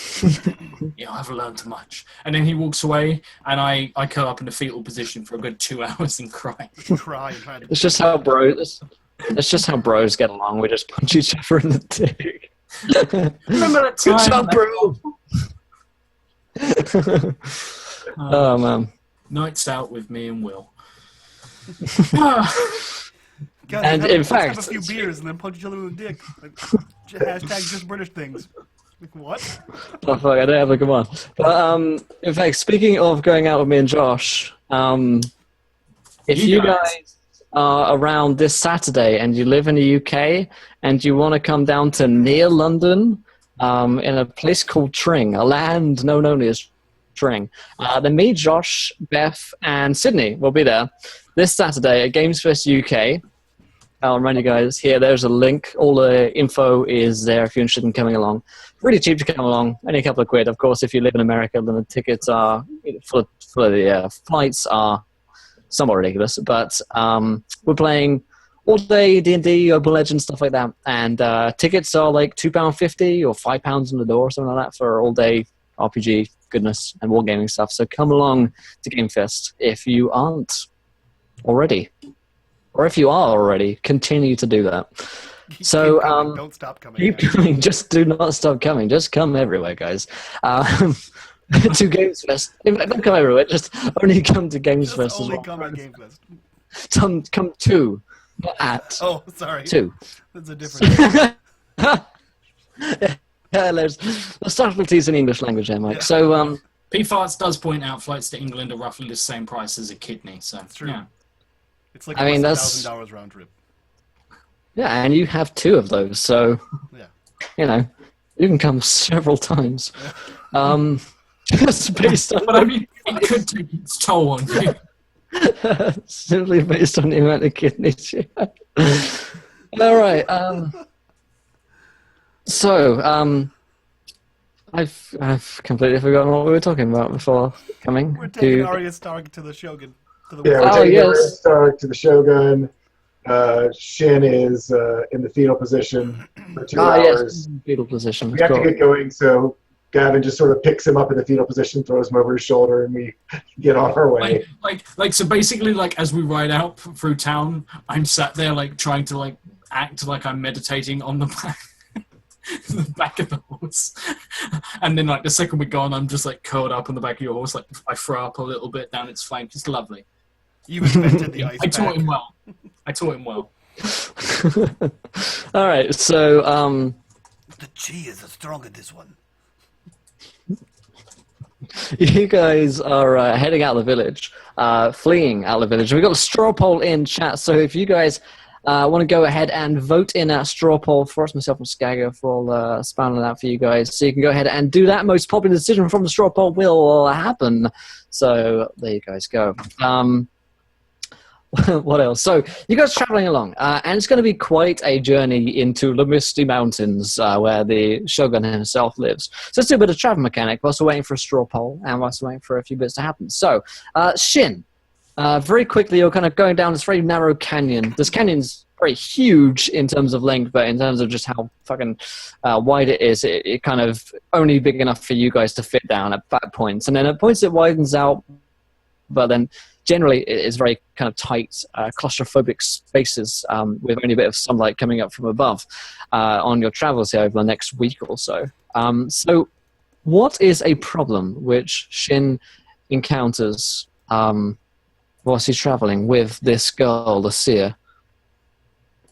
I think it's so. Yeah, as we're traveling along, we're like riding along. We're doing the riding animation. We're just going for it. It's good. And I think the problem is we come to a rock slide that has devastated this path, and it's sort of like we either have to. I turn to the rest of the party. Like the road is trashed. It's because I decided to be real helpful. The road is trashed, and it's like, do we try and navigate the horses round? Do we try and sort of persevere without the horses?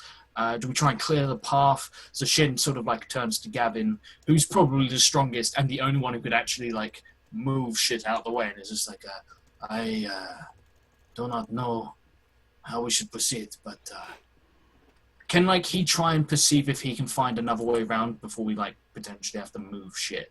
Yeah, you run a perception check, yeah.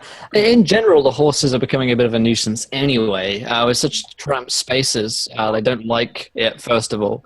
They're not trained to be in such claustrophobic spaces. And, it's only a matter of time before one of them breaks a leg or an ankle or whatever. 13, there isn't a way around which doesn't involve a lot of climbing. So it is a way around, but it's not a direct solution to your problem. You'd have to do a bit of shimmying along some ledges and stuff like that. You had to go Tomb Raider on it. It would be safer than having to push Rob aside and quicker, most importantly. But after that, you wouldn't be able to take your horses, because horses can't climb mountains and walls very well, for those of you who didn't know. Okay. In which case, I say we should probably persevere without the horses. And I just at the same time, I mean, they've got a lot of fucking stuff on them, like food and supplies and stuff like that. I look to, and a little girl is this long journey ahead, so you've got a couple of. Okay, in which case, I turn to Gavin, and I'm just like, I do not think it would be a good idea to.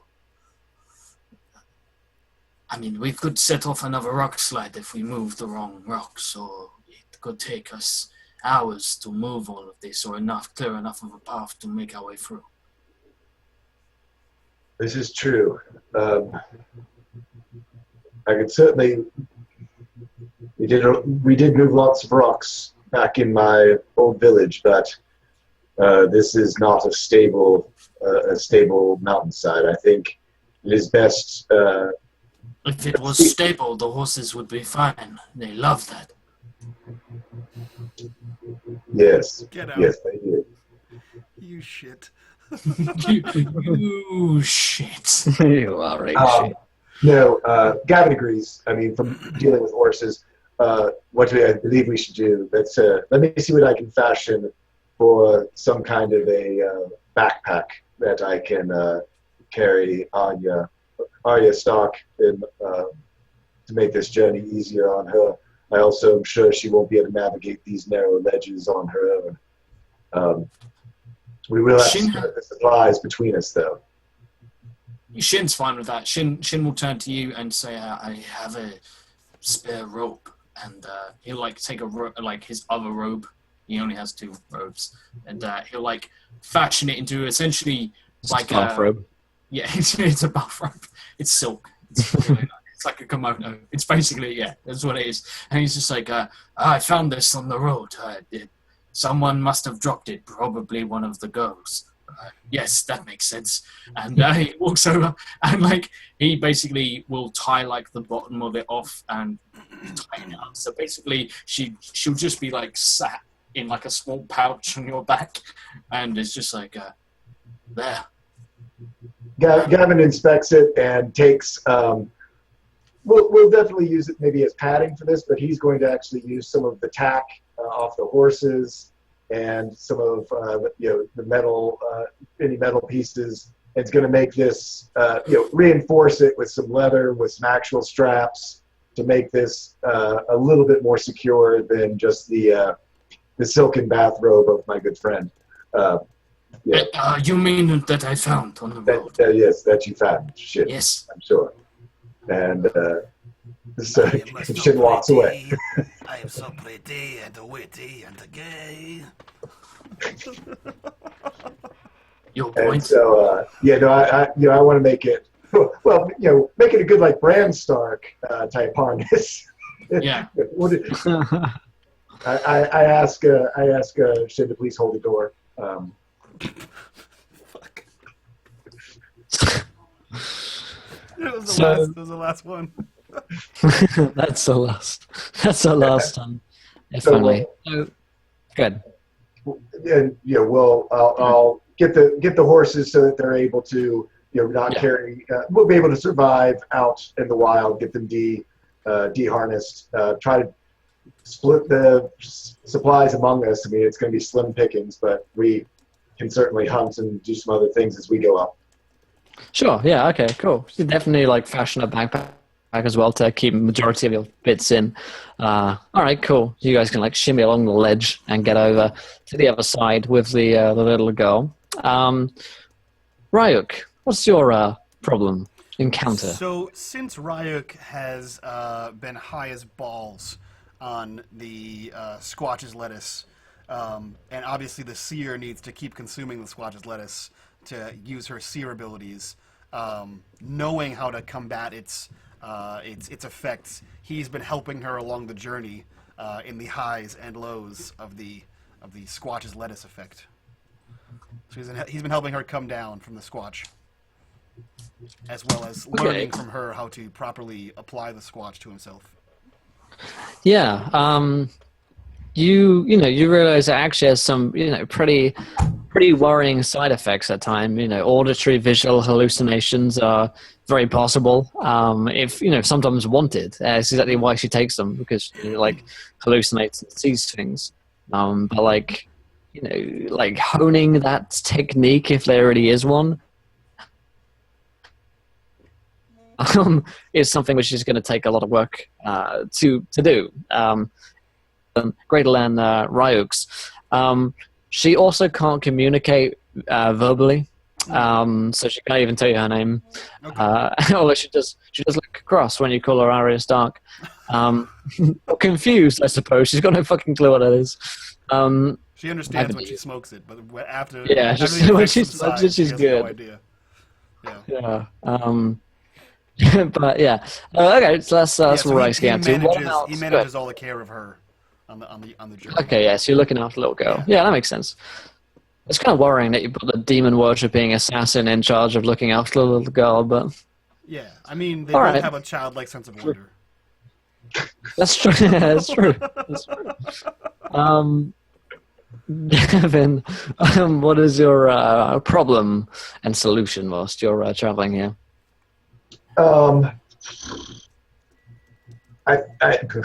My problem in the two windows below me, or let me see where we my problem is the window below me and the window in that direction. Those are my problems. It's fair.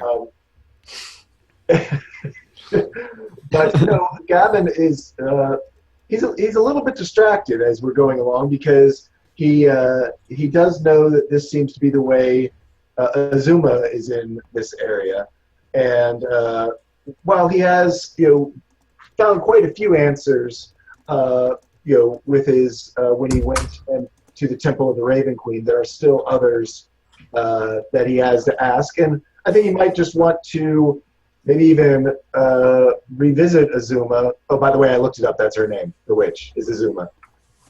Yes, Azuma. Yeah. Yeah. To ask her, just even to tell her the story of how he's come to figure it out, and maybe in a way thank her because it has made his life different but better. So probably along the way, that's what's going on in his head. But then also keeping the jokers in line. Absolutely, yeah. So you, if I were going to say that Ryuk, you notice from the straw poll, food decision, the little girl has a little blue egg with her.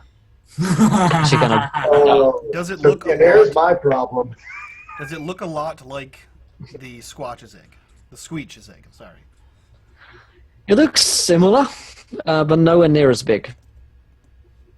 Man, she has no verbal communication skills. Nope. So with my special eyes, do I see any magic around this thing? My special eyes. Yep. You sense it within. Okay. Yeah. So during a particularly eventful vision quest, I kind of look down to the egg and I motion towards it, and I make a question-y face, if that's a thing you can make. A question-y face, what is this? There's a question face emote in Twitch. It'll be that face. Sure. Okay. Okay. Yeah, I look at it and then I point at it and I put it in my mouth. Do I eat this egg? If you want to. I mean, she grabs it when you take it. She seems quite protective of it. She's like, man, I don't know how to talk to a child who can't speak. I am bad at that. Damn. Since Gavin hasn't solved the problem, can he come over? Yeah, he kind of absolutely, if she takes it back, he kind of says, "Everybody else, the little girl, she has something. It's an egg." Gavin comes over and just sort of gives her a big smile, sort of does his type thing. Does. Did you find that in the mountains? It looks like the Squeech, but the very tiny Squeech. She nods and gains the power to speak and say, "Thank you to this guy here is cool for following. Welcome to the event, my friend. You're a gentleman and a scholar, and thank you to the Sarcastic Owl Productions for the host. What's up, guys? Saw you streaming earlier. A pretty good stream." Then she goes back into her normal state, and she nods. She found it here in the mountains. Have you had it longer than a week? She nods. Have you had it longer than a month? Nods. Does it move when you hold it? Can you feel something moving inside? Nods. As you say that, Ryuk looks to you and he says, "Yes, I can sense something inside of it as well. Do you recall the bubble that was outside of the Shonen City?"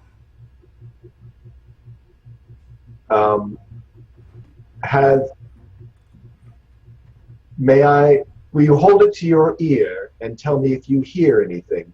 If you hear tapping, the little girl. It just sounded like the ocean. She nods. Friend, something's about to hatch. Is it a plot Fucking Josh. or a scheme? No, the plots are afoot. It's just a baby, friends. Whatever.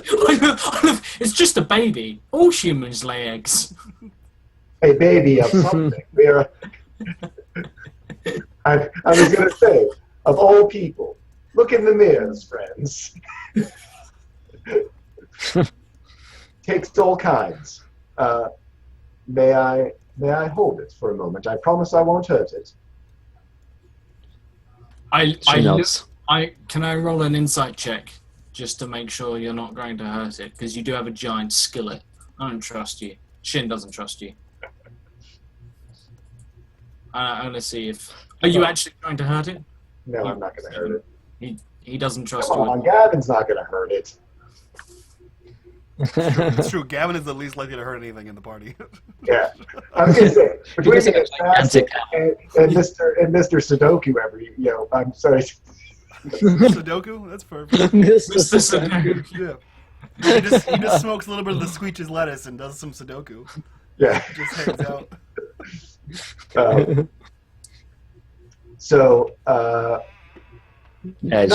She doesn't.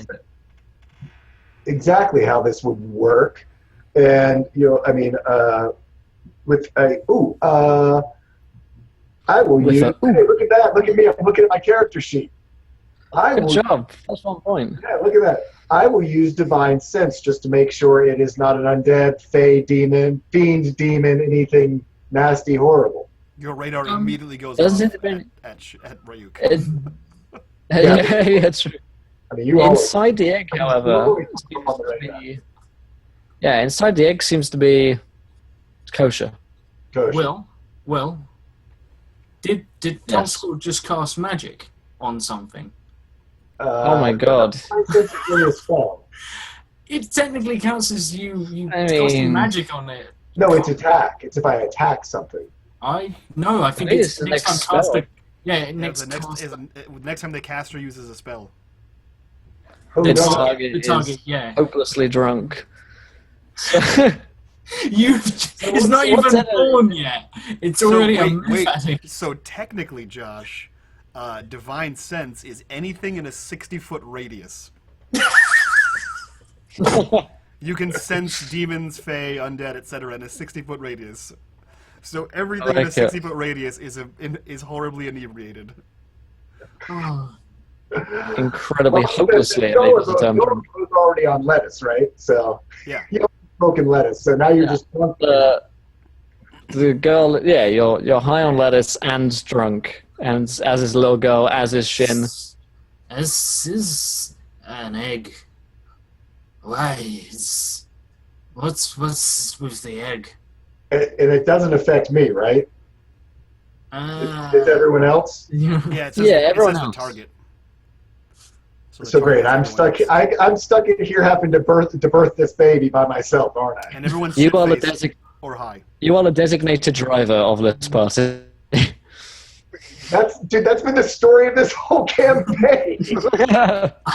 I turned to Ryuk and I straight up, I'm just like, is it just me? Oh, was it really funny watching the guy with the messed up face getting off that horse earlier?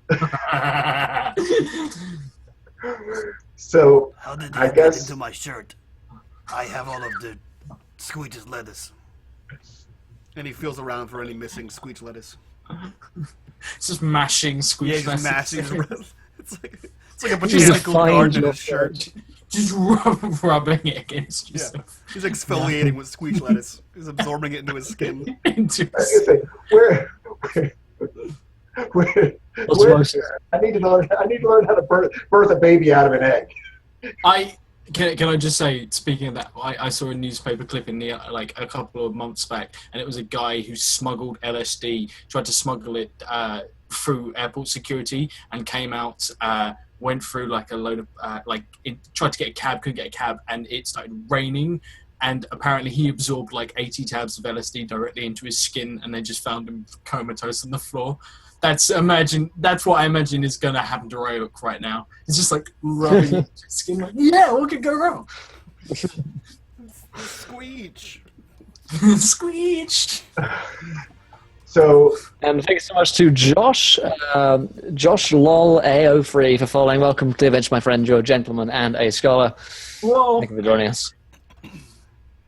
so I guess this egg starts to hatch. I've got drunken companions and little Arya Stark. Yeah, she's drunk as well. And Let's not forget. And four as you drunken whatever's in the egg. as you see this,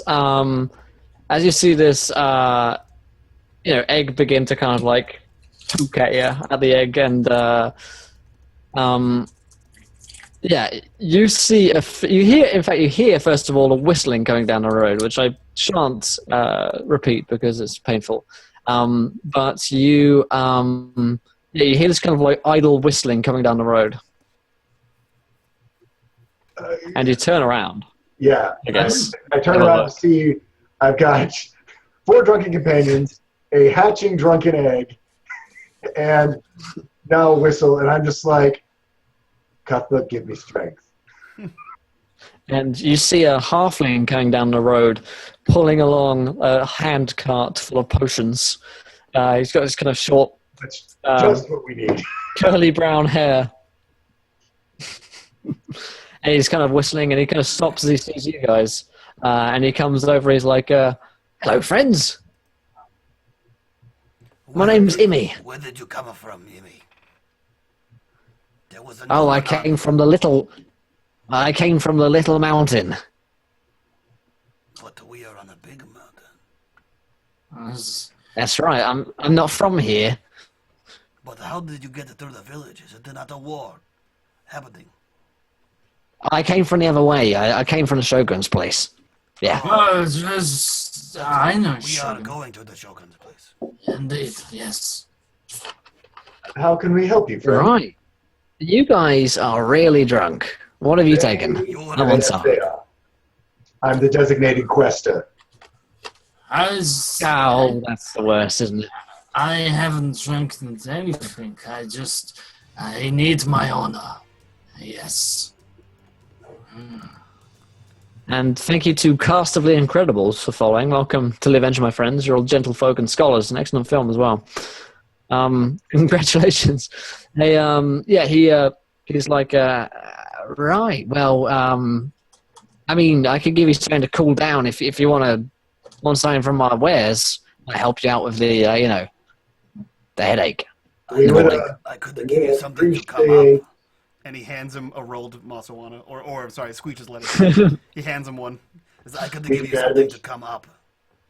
I'll save this. And he kind of like puts it in a pocket.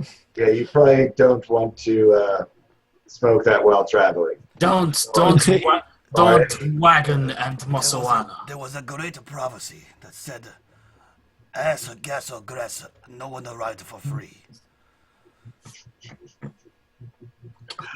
Damn it. Right.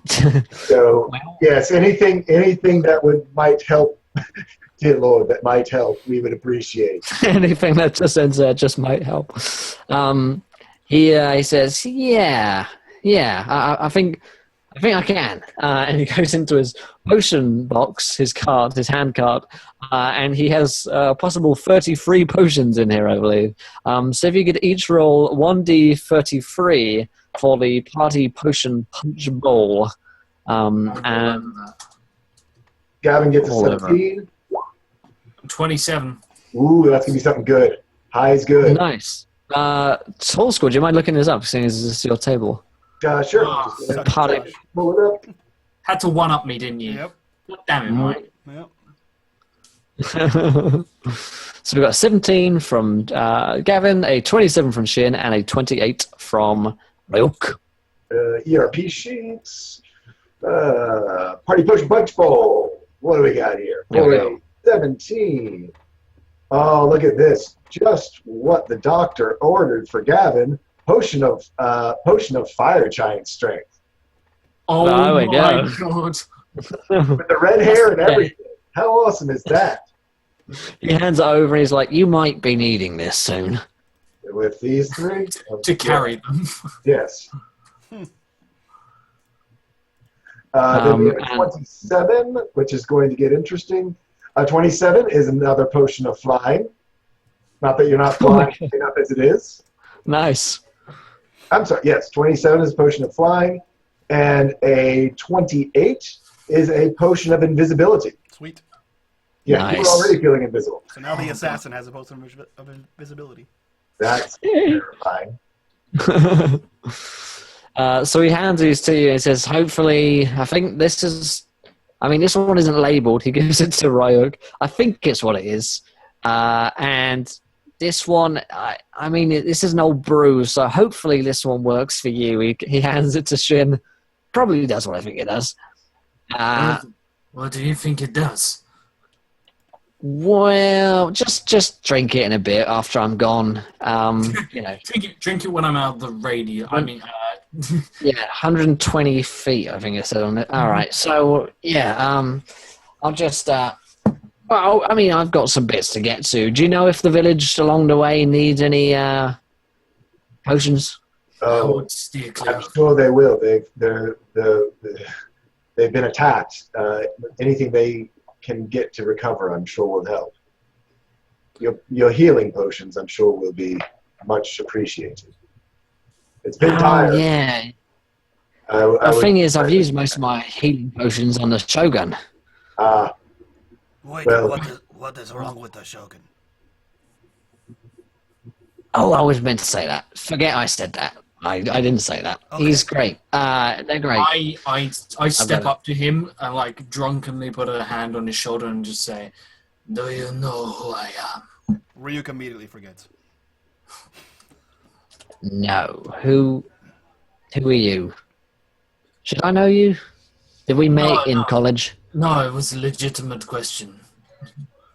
Oh, no, I have no idea who you are. Okay, well, I don't know exactly because I'm pretty drunk, but I'm pretty sure I'm the guy who's going to punch you in the dick unless you tell me what's wrong with the Shogun. He's like, I don't really respond well to threats. Also, you are incredibly, marvelously drunk, so He is There's- he is a monk of the drunken master. I am the master of the drunken monk. no, it has been wonderful meeting you, gentlemen. And he kind of like looks over towards Gavin, like, get me the fuck out of here. And lady, this is towards My little girl face. who's like, smoking a blunt up and gone.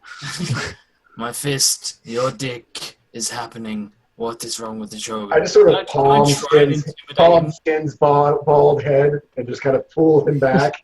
I fall over instantly. Like, Like, it doesn't move. your dick is happening. It's like grabbing a volleyball. I can't hear what you're saying. Say it to the microphone. What's that? It's broken. I got backup. The drunken dick fist. Oh, God damn. We've all been there, right, guys? Oh man, we'll get there. We'll get to the Shogun's temple, guys. I promise. Yes. just let me get my fist out here. So you like pull it back, he falls over, and Amy's like, right, I'll be on my way, gentlemen. I'll pleasure meeting you. Best of luck with your very healthy Shogun. Yeah. And So Gavin kind of gathers up, Shin kind of under one arm. I punch Gavin. It doesn't hurt. Gavin still just gathered him under one arm. I gather Ryuk under the other. I kind of put Arya on my shoulders. And unfortunately, because of my two drunken friends, it kind of does look like we're doing a little skip thing off to see the wizard. Wait, guys, what happened to our horses? They're back behind the landslide. Oh, no. Okay. Come on. Let's go. Come along, companions. Let's go. There's... If ever there was a whiz there was with the Shogun of Oz. The Wizard of Oz is one because. Yes, and we're on to see the Shogun, the wonderful Shogun of Sigil. Nailed it. Fail train right there. I blind Ryuk and break Gavin's legs. That's what Shin attempts. In your mind. That's totally what you're thinking. In his mind. I think you feel a flail underneath you, and then you hear.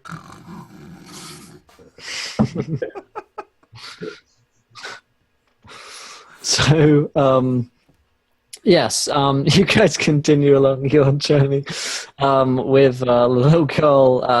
A few days, perhaps, or maybe even hours, you guys come down from your roaringly drunk shenanigans. Probably a bit of a black hole in your memory. Well, because we totally, I was saying I was doing all that. I hand the egg back to Arya. So I had a hatching egg on top of my head being held by Arya as this is all happening. Of a drunken whatever's in the egg. Oh, man, okay. I like that it. It's just like, Cuthbert, give me strength. Raven Queen, please help me to not kill them all.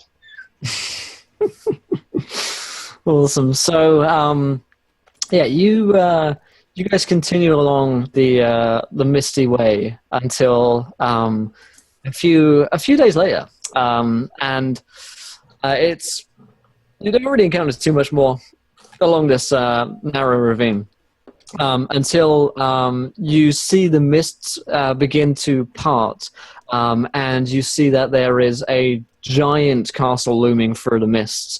Still kind of mist-wreathed, but there is a gigantic castle, down the end of the canyon from you guys. And you can't make out too much of it other than the kind of foggy, misty walls. And it must be huge enough to hold hundreds, thousands of troops, maybe even hundreds of thousands, who knows.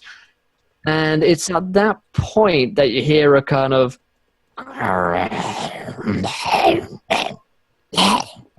sound echoing from above the canyon. Guys, Togepi's hatching. It's evolving.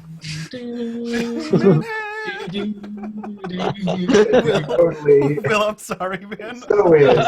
It just is. I just I need it to the music suddenly comes in. I wasn't prepared enough for that joke, but I would have had it been. Oh, God damn it. So it's coming from above the canyon, this screeching noise? Yes, indeed. Okay, so not from the top of his head. No, apparently not from the egg. We've all sobered up right now, right? Yeah, you're sober at this point. Okay, so Ryuk is going to look up with his detect magic eyes and try to perceive whatever this noise is coming from. All right, let's get a little perception check on a 15. Yeah, you you look up out of the fogs, and at the top of the canyon and kind of climbing down are 10 to 20 creatures on all fours who appear to be crawling down the canyon towards you guys. They have some kind of tail which they're latching onto the side of the cliff with, almost like a python as they go, and they're crawling down it very, very quickly. And you see a lot of tendrils coming off them, specky tendrils coming off. Now, would Ryuk know what this is? You could roll me a nature check. Yeah. I rolled an 8. Yeah, I'll also roll on that because I've been surviving out in the wilds. I've got a -2 to it, so this should be good. Yeah, you haven't been surviving well, but you were surviving. Yeah. Shut up, I rolled as well as you with a -2. Yep. Nailed it. Oh, we Nailed We it. have no fucking clue. You guys have no idea what this creature could be. But you know, Companions, there's quite a lot of them. prepare for battle. There appears to be monkey spike tail. There is a monster who's coming down the mountain. I'll divine sense to see if they are fiends or undead or demons or Yeah, they are. They are fiends. Yes. Ooh. They're not like... No, I don't know, because I rolled an 8. Never mind. So yeah, I So draw... I say they're fiends. These are fiends from the plains below, my friends. Brace yourselves. This isn't going to be fun. I look to... Before, like, everything happened where Ryuk forgot his memory, did he tell us about the demons? Sort of, no. Yeah, I mean, probably. In his introduction story, he's from a famed clan. The Mizuko clan is a famed clan, and they make pact with devils to become better assassins. Cool. At least that's what they tell people. Yeah. In which case, if you told like us some sort of story, I turn to Ryuk and say, Ryuk, you know demons better than us. As I draw my blade and say, how do we counter such evil? I don't have any idea what you are talking about.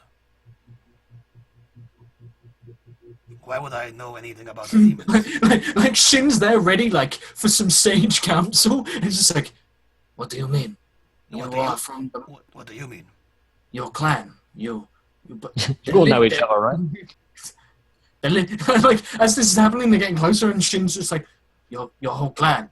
Jin, You that make is- pacts with demons. that is a racist. Not all ninjas, no other ninjas.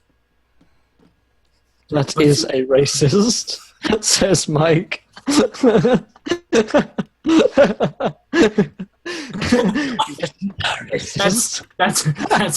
That's what's coming to attack us. That's what's crawling down the cliffs. It's a racist. Straight face. Mike goes, that is our racist. I'm fucking dying.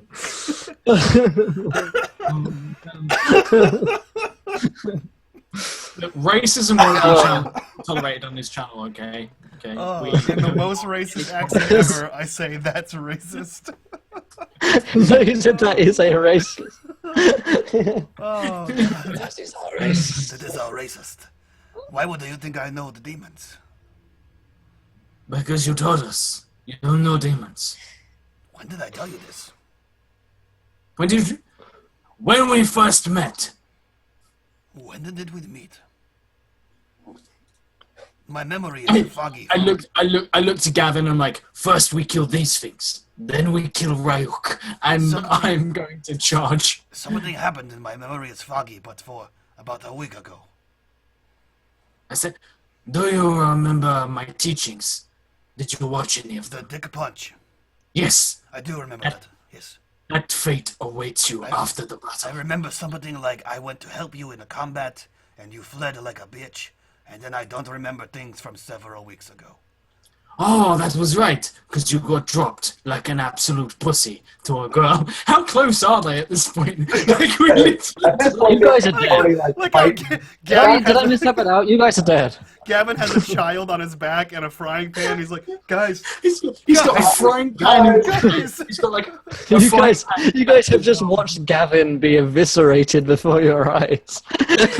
It's like that scene in Pitch Dark where the priest is like, no, I got this, and it's just dead immediately by these fucking monstrosities. I love the idea that it's basically what's going on behind us is like that bit in Guardians of the Galaxy where Rocket is riding Groot in the jail, except the kid has just got his new hand cannon and is firing, and that's going on in the background, and me and you are just like, that's a racist. That's all racist. That is all racist. Yeah, these things are always. Do that one. I'll charge out to meet them. So yeah, no, I'm Alright, gonna shoot off a sacred flame if they're at range. All right, let's just roll some initiative first of all. Oh, right, yeah. We've got to actually play the game, right? Yeah, actually play D&D, apparently. There are God. rules? This is Apparently there are people watching this. Fuck. Lord knows why. They should have left back at the marijuana. Heaven knows. You guys join for the childish banter, Yeah. right? Come for the Just D&D, want to see stay for the the puppet Masawana. show. Save for the pop-ups. Quick, we haven't got any content. Put a pop-up on. Bring out the puppets! If in doubt, just go to cheap gags. Charges into battle. Exactly. Talking is a free action. What's that about 6-second turns? Fuck that. So Ryuk rolled a. What'd you roll? 4. Ryuk rolled a 4. He rolled a 4. Gavin and 11. 11, yes. 11, and we've got Shin on a 24. All right. Indeed. So Shin rolls 24. The creatures are going after him. And then we have Gavin, then we have Ryuk. There are a lot of these creatures, be warned. So, Shin, it's your turn. There are creatures all around you. As I move in, I want to gauge their numbers. Can I, as a free action, just try and figure out how many I'm looking at? Absolutely. Yeah. You spot, let me find my number here. There are 15 of them. Okay. And then they're humanoid size, right? Humanoid size, but they travel on all fours. Yeah. Okay, cool. In which case, I have a horrible feeling I know what these things are. No, exactly. That's why I'm I want to be running away at this point, but Shin's just death. And runs forward, and I will, make some attacks against the first one in up close. So stab time for a 21. A 21 is a hit. Indeed. Against this fiend. That's what I'll call them. And a 26. Yeah, 26 is also a hit. And then burn a key point and do 2. Is that a wakizashi I see right there? Wakizashi, yes. It's a cut down katana. It's generally a smaller weapon. Not to be confused with the wakizashi. Very different. Which is completely different. Yeah, more of an adornment, really. Indeed. So total is maths. Is not the +5 because it wasn't the crit, so it would be 7 + 8 + 9 + 6. So apparently 30. it's 111 damage. So that's not 30. 15 + 15 is 30. Okay. Yeah. So does that drop the first one I'm starting to hit? Can I carry the moves? 15 is not enough to kill it. No, 30 in total. Oh, 30. Oh, sorry. I was looking at that number for some reason. Oh, yeah, maths is difficult. Yeah, 30 is enough to take him down. Cool. So I hack through the first one, realize they're actually quite tough, and I'm just be careful. And then I stand there regretting my decision to wade into this mob. Yep, there's a lot of them around here. All right, then. So, let's see. That is their turn. All right, cool. So we're going to say the first 10 are here, and there are another 5 that are still crawling down. So let's see. Shin's going to take a few hits here. It's going to take a little bit of damage. They come in with their tails kind of slicing at you and stinging like a poison and a cut. 15 versus Shin's armor class.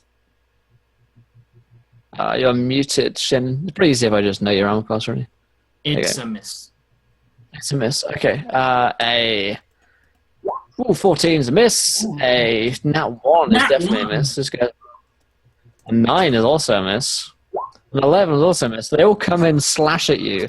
And I imagine there's this kind of whirling display as Shin just kind of dodges every last blow. He does the Matrix to dodge every last attack going in here. All right, cool. Then we have another 5. So we're going to have 3 against Gav. So Gavin, a 24, an 8, and a 7. The 24 hits. 24 is a hit. All right, cool. So you're going to take a little bit of damage, 14 damage. That's just quite a lot. And as this stinger comes in, finds its way through your armor, starts cutting through, and you feel the venom going into your blood as well. And then Ryuk, a 9 and a 9 versus your armor class, guessing about misses. Both misses. All right, it's Gavin's turn. So I've got one right here in front of me. You do indeed. I'm going to hit him with my Warhammer All right. for a 25. 25 is a hit. And I am going to go ahead and make this a Divine Smite. So 8 bludgeoning plus, and it's going to ask me for the level, wherever the heck that's going to, just normal level, plus another 15 radiant because he's a fiend. Because he's fiendish. All right, so a total of 15 plus 8, 20. All right. Yeah, the radiant is enough to take him down. So you can go ahead and describe how you kill this fella. So I bring around my my big sledge, my maul that I use from the blacksmithing, and just be gone, fiend! Big overhand smack, and just right into the head, and just as it's jumping towards me, basically take its head, smash it into the ground. Nice. You hear it just kind of as it's dashed against the rocks. And anything else from Gavin? I have another attack. So whatever next closest one, going to... yep, there's one in range. I'm going to go ahead and hit it again with the Warhammer for a 14. A 14. Why, yes, indeed. 14 is a hit. And that will be just 5 bludgeoning. Yeah, that's all I can do. I can't use that twice in a row. All right, 5. All right, cool. Excellent stuff. So I'll take 5. All right. After killing the other one, give it a nice backhand swat. Nice. Ryuk, it's your turn. You're surrounded by 10. 5 more of them are coming down, and your salvation, the castle, is several hundred meters away from you guys, or several hundred feet, I suppose, for the Americans. So, Mike, what is Ryuk doing? So how far away is everyone from me? Everyone from you, within 10 feet. Okay. Gavin's probably a bit further away. You were just speaking to Shin, so... Okay. Well, Shin also just jumped in, he charged in, so... That's true, yeah, that's true. So I'm going to disengage as a bonus action for my roguiness, and I'm going to move so that I'm 15 feet away from everybody, and then I'm going to use my racial ability and cast darkness. So just a massive shadow, like my shadow grows and like envelops my body and starts to like flow out, and just this massive cloud of darkness just appears around me. Nice. And that's what I do. Okay. So that's Ryuk's turn. So that takes us to round 2. The other 5 guys jump down. From 5 guys. They jump down and they throw their burgers and fries at you guys. It is Shin's turn. Round 2. Yeah. In which case, I think after seeing that, how tough these things are, how far are we from our destination? We've arrived we've got a cliff next to us. Yeah. Climb. You are still several hundred feet away from the castle itself, or the castle grounds out of the canyon, so it is quite a run.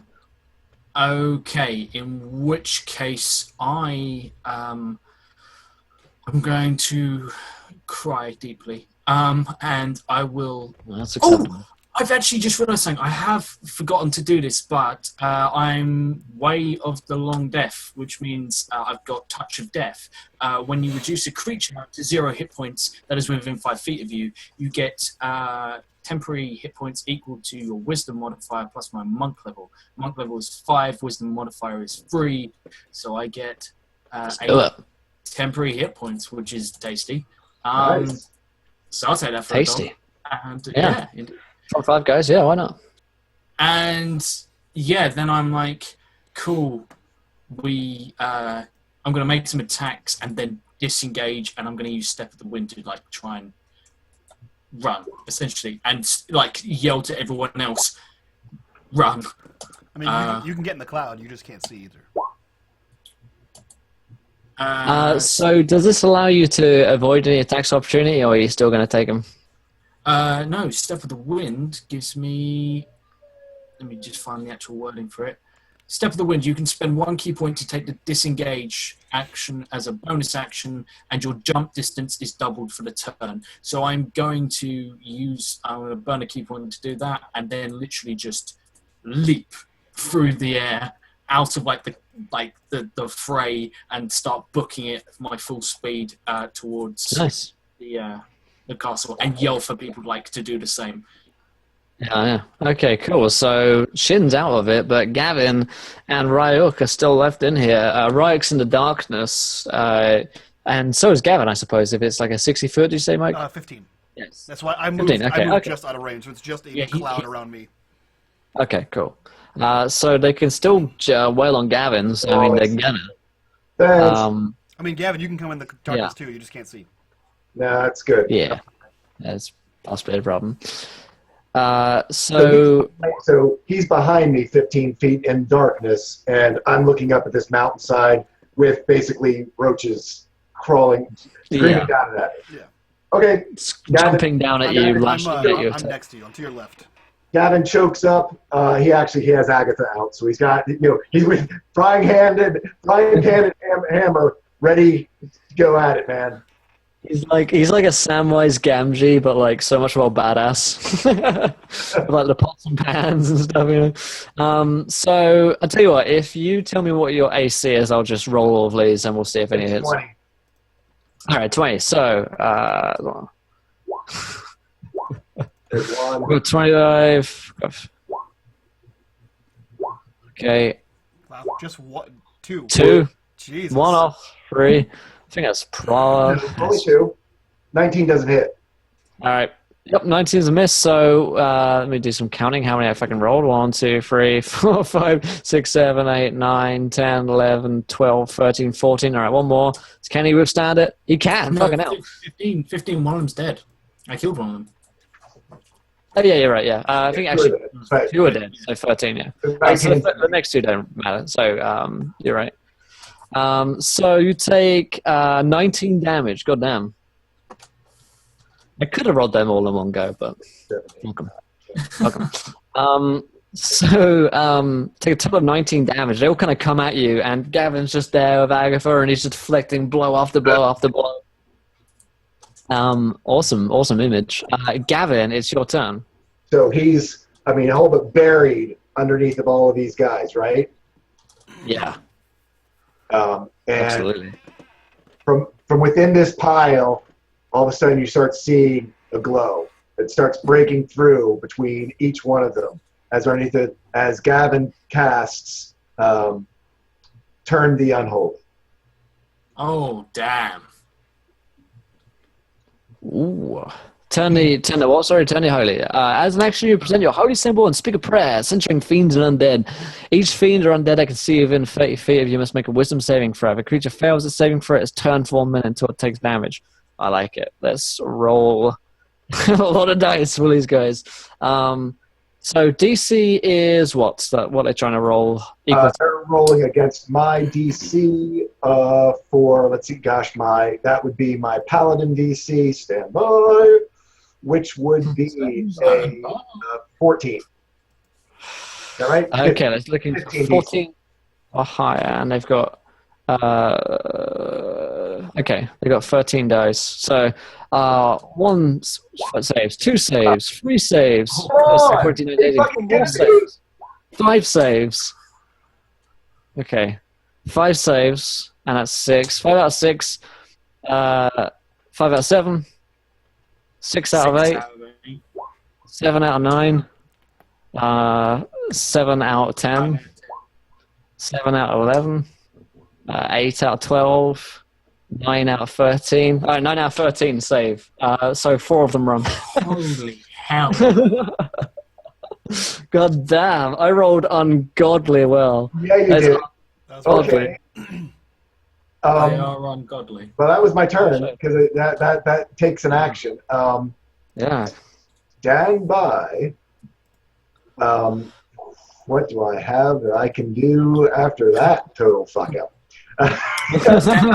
Stand by for Gavin's running. Gavin was like all in, man. You see the holy light burst out through him, thinking that it's just going to blow them and have them all running so we can get out of here. And no. So I've still got 9 of them on me. 8 of them. How many saved? 9. 9 9 saved. of them. You're in the darkness, correct? Yep. Ooh. Where's Arya's right here, correct? She's on your back. Yeah, you're back, yeah.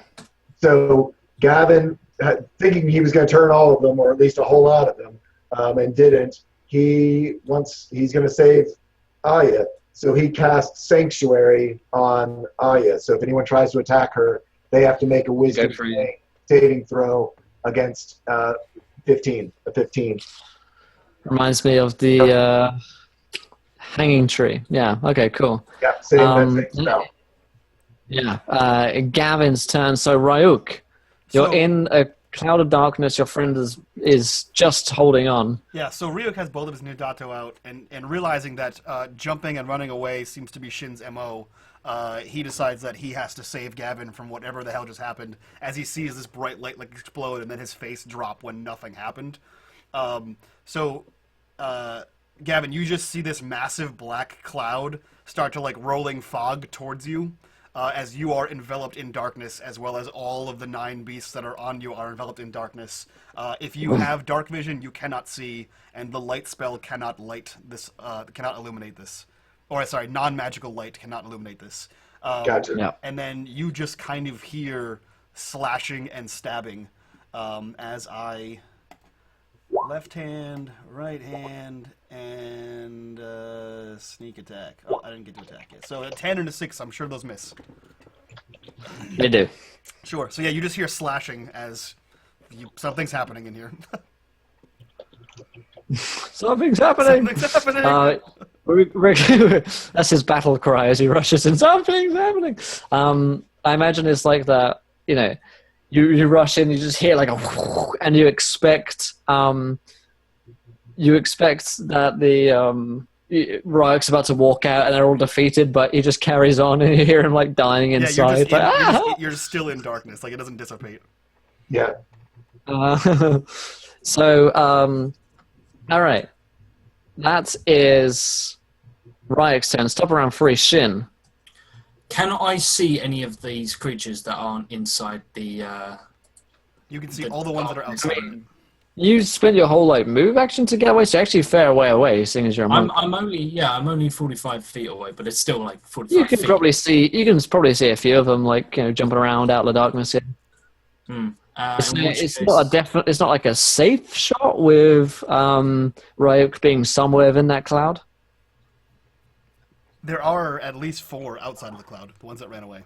That is true. 4 of them are running away, so they're kind of just fleeing in all directions. No, I won't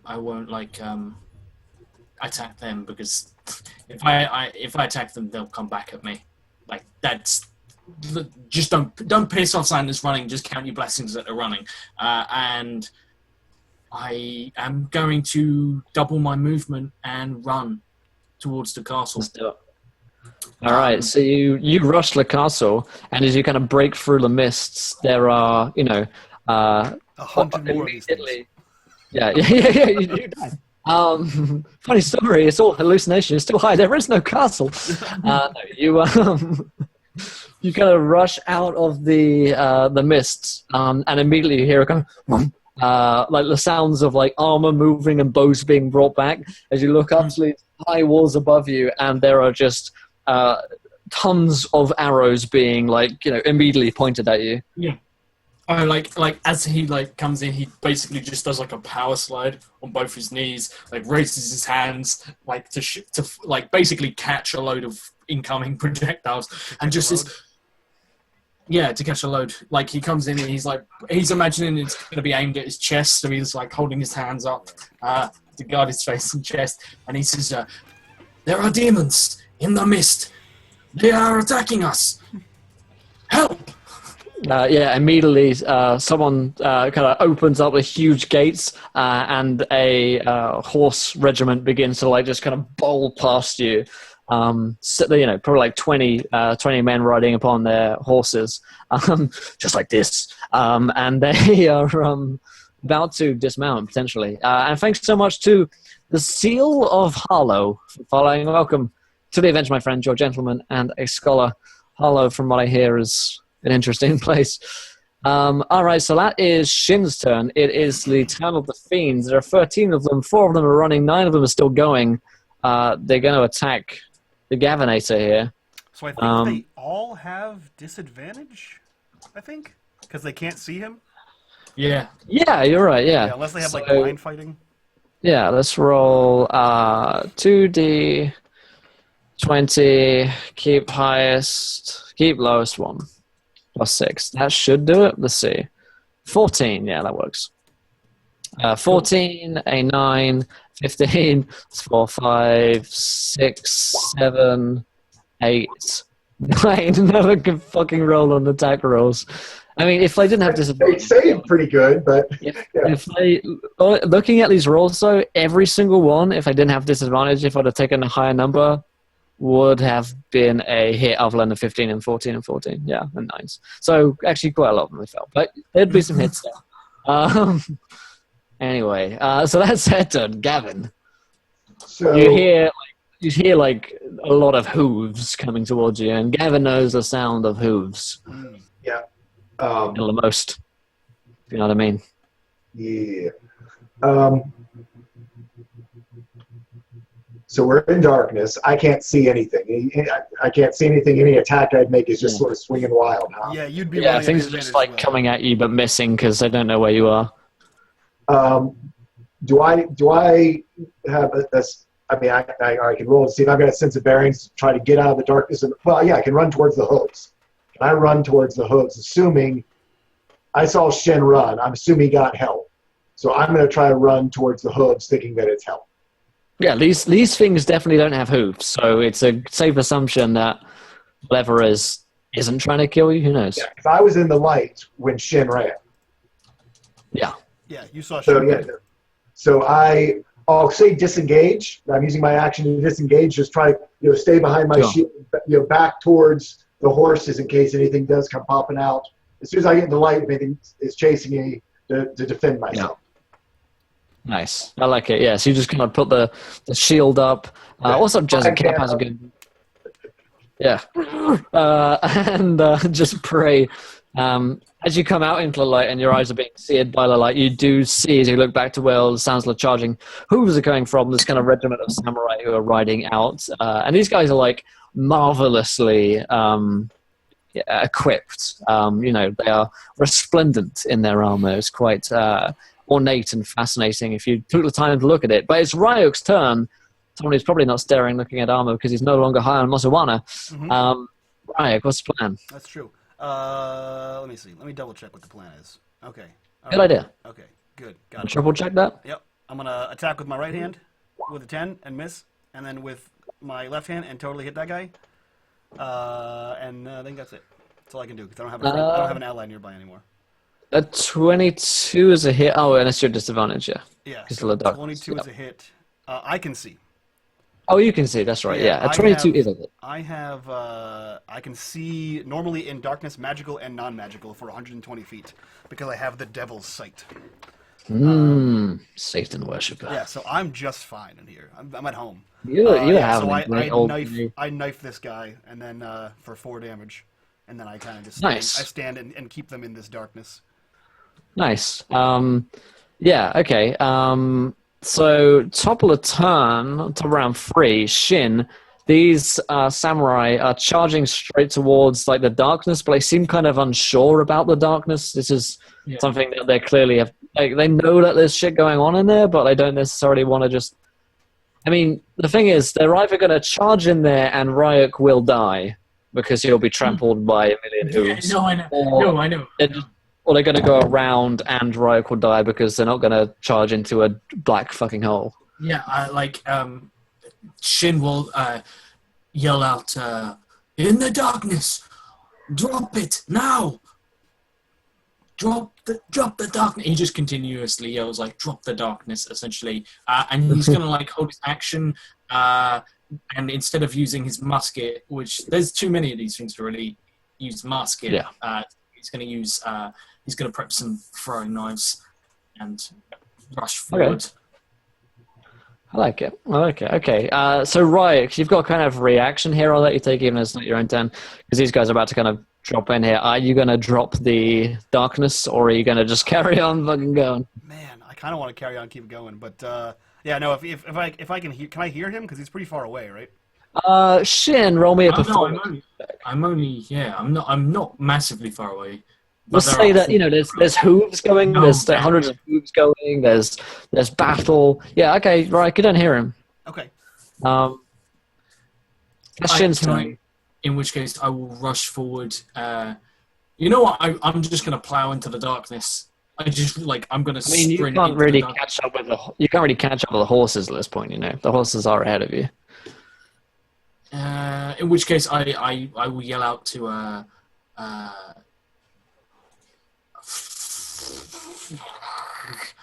All right, I'm closer. You're next to each other. That's the thing. In which okay. Can I?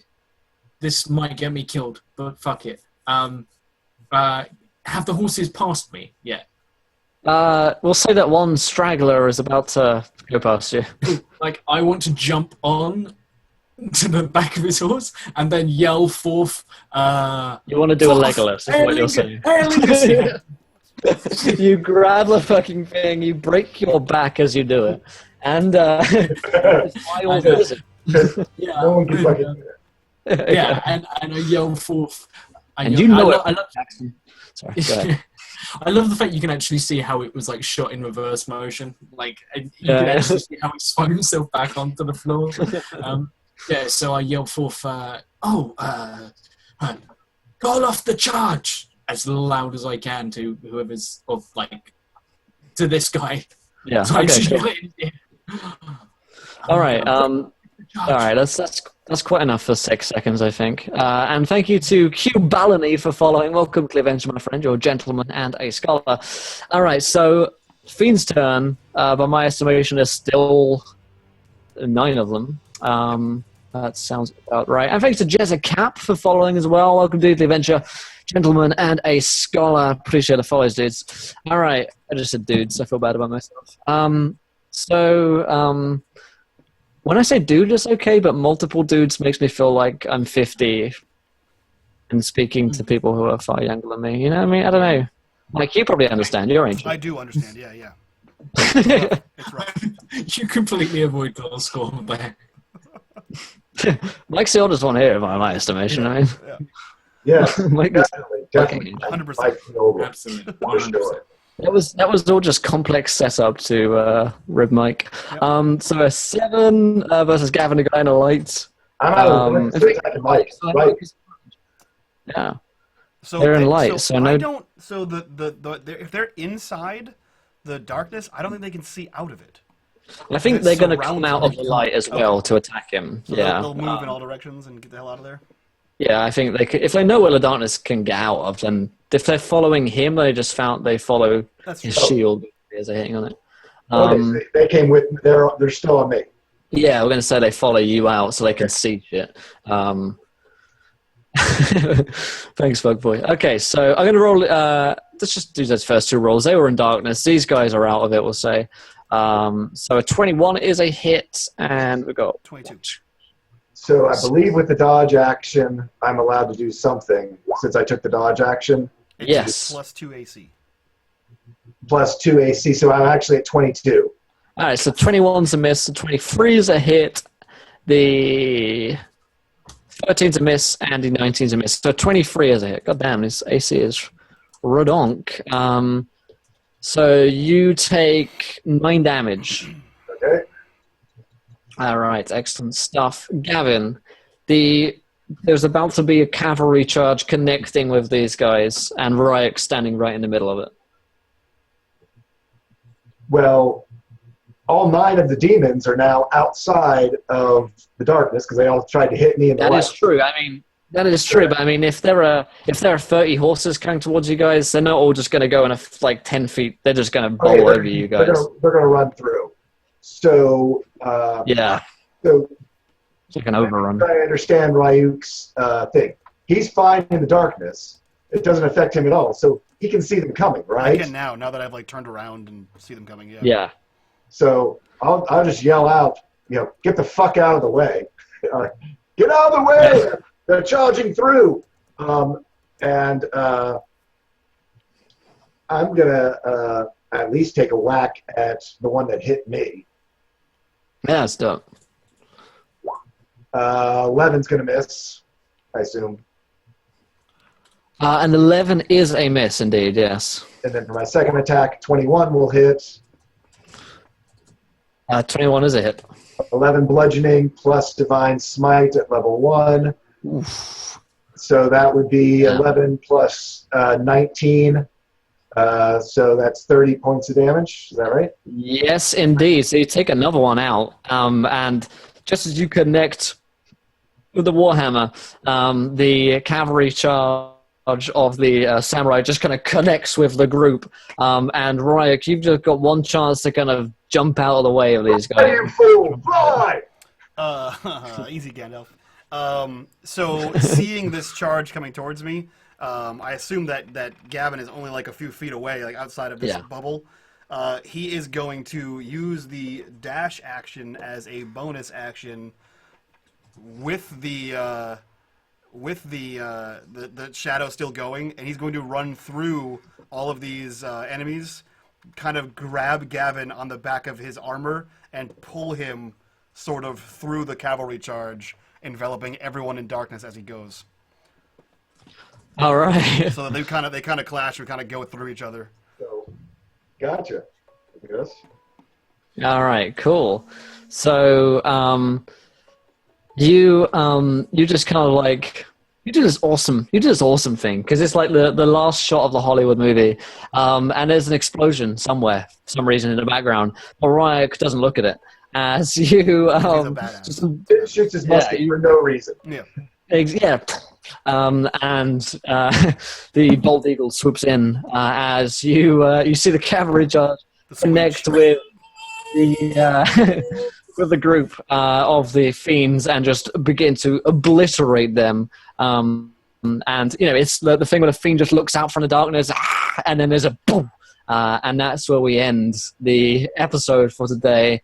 As we'll see the carnage reaped by the Samurai's cavalry charge in full visceral detail next time on the Samurai Sigil. So thank you guys for watching this rather meme-filled afternoon here on Encounter Roleplay. I had a lot of fun playing this session with you guys. Hope you guys had a good time as well. We're gonna go over to our friend Bubbanort in a second and do a cheeky encounter raid in a second. So before we go anywhere, there's a couple of things that we're going to go and spam. We're going to do hashtag encounter raid in caps and an SM orc, or you could do, if you've got a rock, you could do an ERP rock. I mean, really up to you, whatever like symbol you wish to place afterwards. It could be a drink, could be anything really. We're going to go up to Bubbanort's chat and spam that in a second because he's playing D&D. And he's a cool guy. And me, Mike, and him and other people have things coming out of the woodworks soon. Secret things. secret memes. But thank you guys for hanging out on this episode of Samurai Sigil. Of course, I'll be back tomorrow for the start of a new campaign called Dawnbreak, which is our first steampunk D&D campaign here on Encounter Roleplay, starting at 1 p.m. Eastern, 6 p.m. UK time.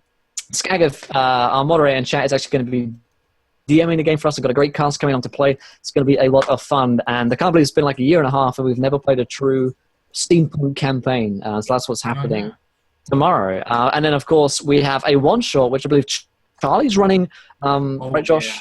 Yeah. Yes, 4 p.m., 9 p.m. UK time. That should be a lot of fun.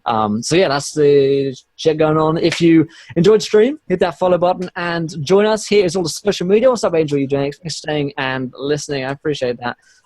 YouTube, if you missed any of the series, go catch up on it. And most importantly, before we go head off into our Encounter raid, where can we find you guys in the streams? Let's start with Mike, the EO of Encounter Roleplay. Yeah, you guys can find me over at Unmade Gaming. You can find me here every Monday. You can find me at Unmade Gaming on Tuesdays and Thursdays and sometimes on the weekends. We have a game tomorrow at 7 p.m. Eastern Time and again on Thursday, 7 p.m. at Eastern Time. So come hang out with us after you guys are done watching ERP and have some more D&D shenanigans. Hell yeah. Awesome stuff. Tall Squall, where might we find you, sir? You can find me right here on Samurai Sigil around the internet. Basically, I am Tall Squall most everywhere, at Tall Squall, Facebook, Twitter, Instagram, etc. And in episode 0 of the campaign I've been talking about for like months will be showing up on Encounter Roleplay. Me as a DM, be terrified within the month. So be scared. Indeed, yeah. Terrified. Yeah, have mercy on me. Absolutely, yes, and us. So, Josh, where might we find you, sir? I will be back same time again tomorrow for some sort of one-shot shenanigans that is with the old Lost Mine group, which is going to be a blast. I don't really know what to expect other than probably a lot of retaliation for all the times we picked on Charlie, as she will be DMing. But there will also be this Saturday, which hopefully will be streamed. Me and we'll sort in some bits out for that. But it's going to be, if you guys are along for Games Fest in London, it'll be great to meet you. I know a couple of people from chat have already stayed there. They're going to be there. So yeah, you get to meet me and Will in person, and we will do the handshaking things and social things. Me and Will were like, absolutely really nervous about this. This is terrifying. Like, someone wants us to sign their books, dude. Someone says they can sign books for them. So I don't really have a proper signature. Like I never need. I don't either. I just make a squiggle, so I apologize in advance to anyone who wants us to sign things. It's a very strange experience for me. Meeting people. Never do it. So enough chit-chatteroo. Good. Well, good to see you there, Jetta. Looking forward to my friends. So I'll see you guys tomorrow, 1 p.m. for Steampunk D&D, 4 p.m. for one-shot fun with me, Josh, Beth, Kira, and that crew. And actually have news about a new campaign starting the week after on Tuesdays tomorrow as well. One last Patreon plug. If someone could put the exclamation point Patreon in chat for me.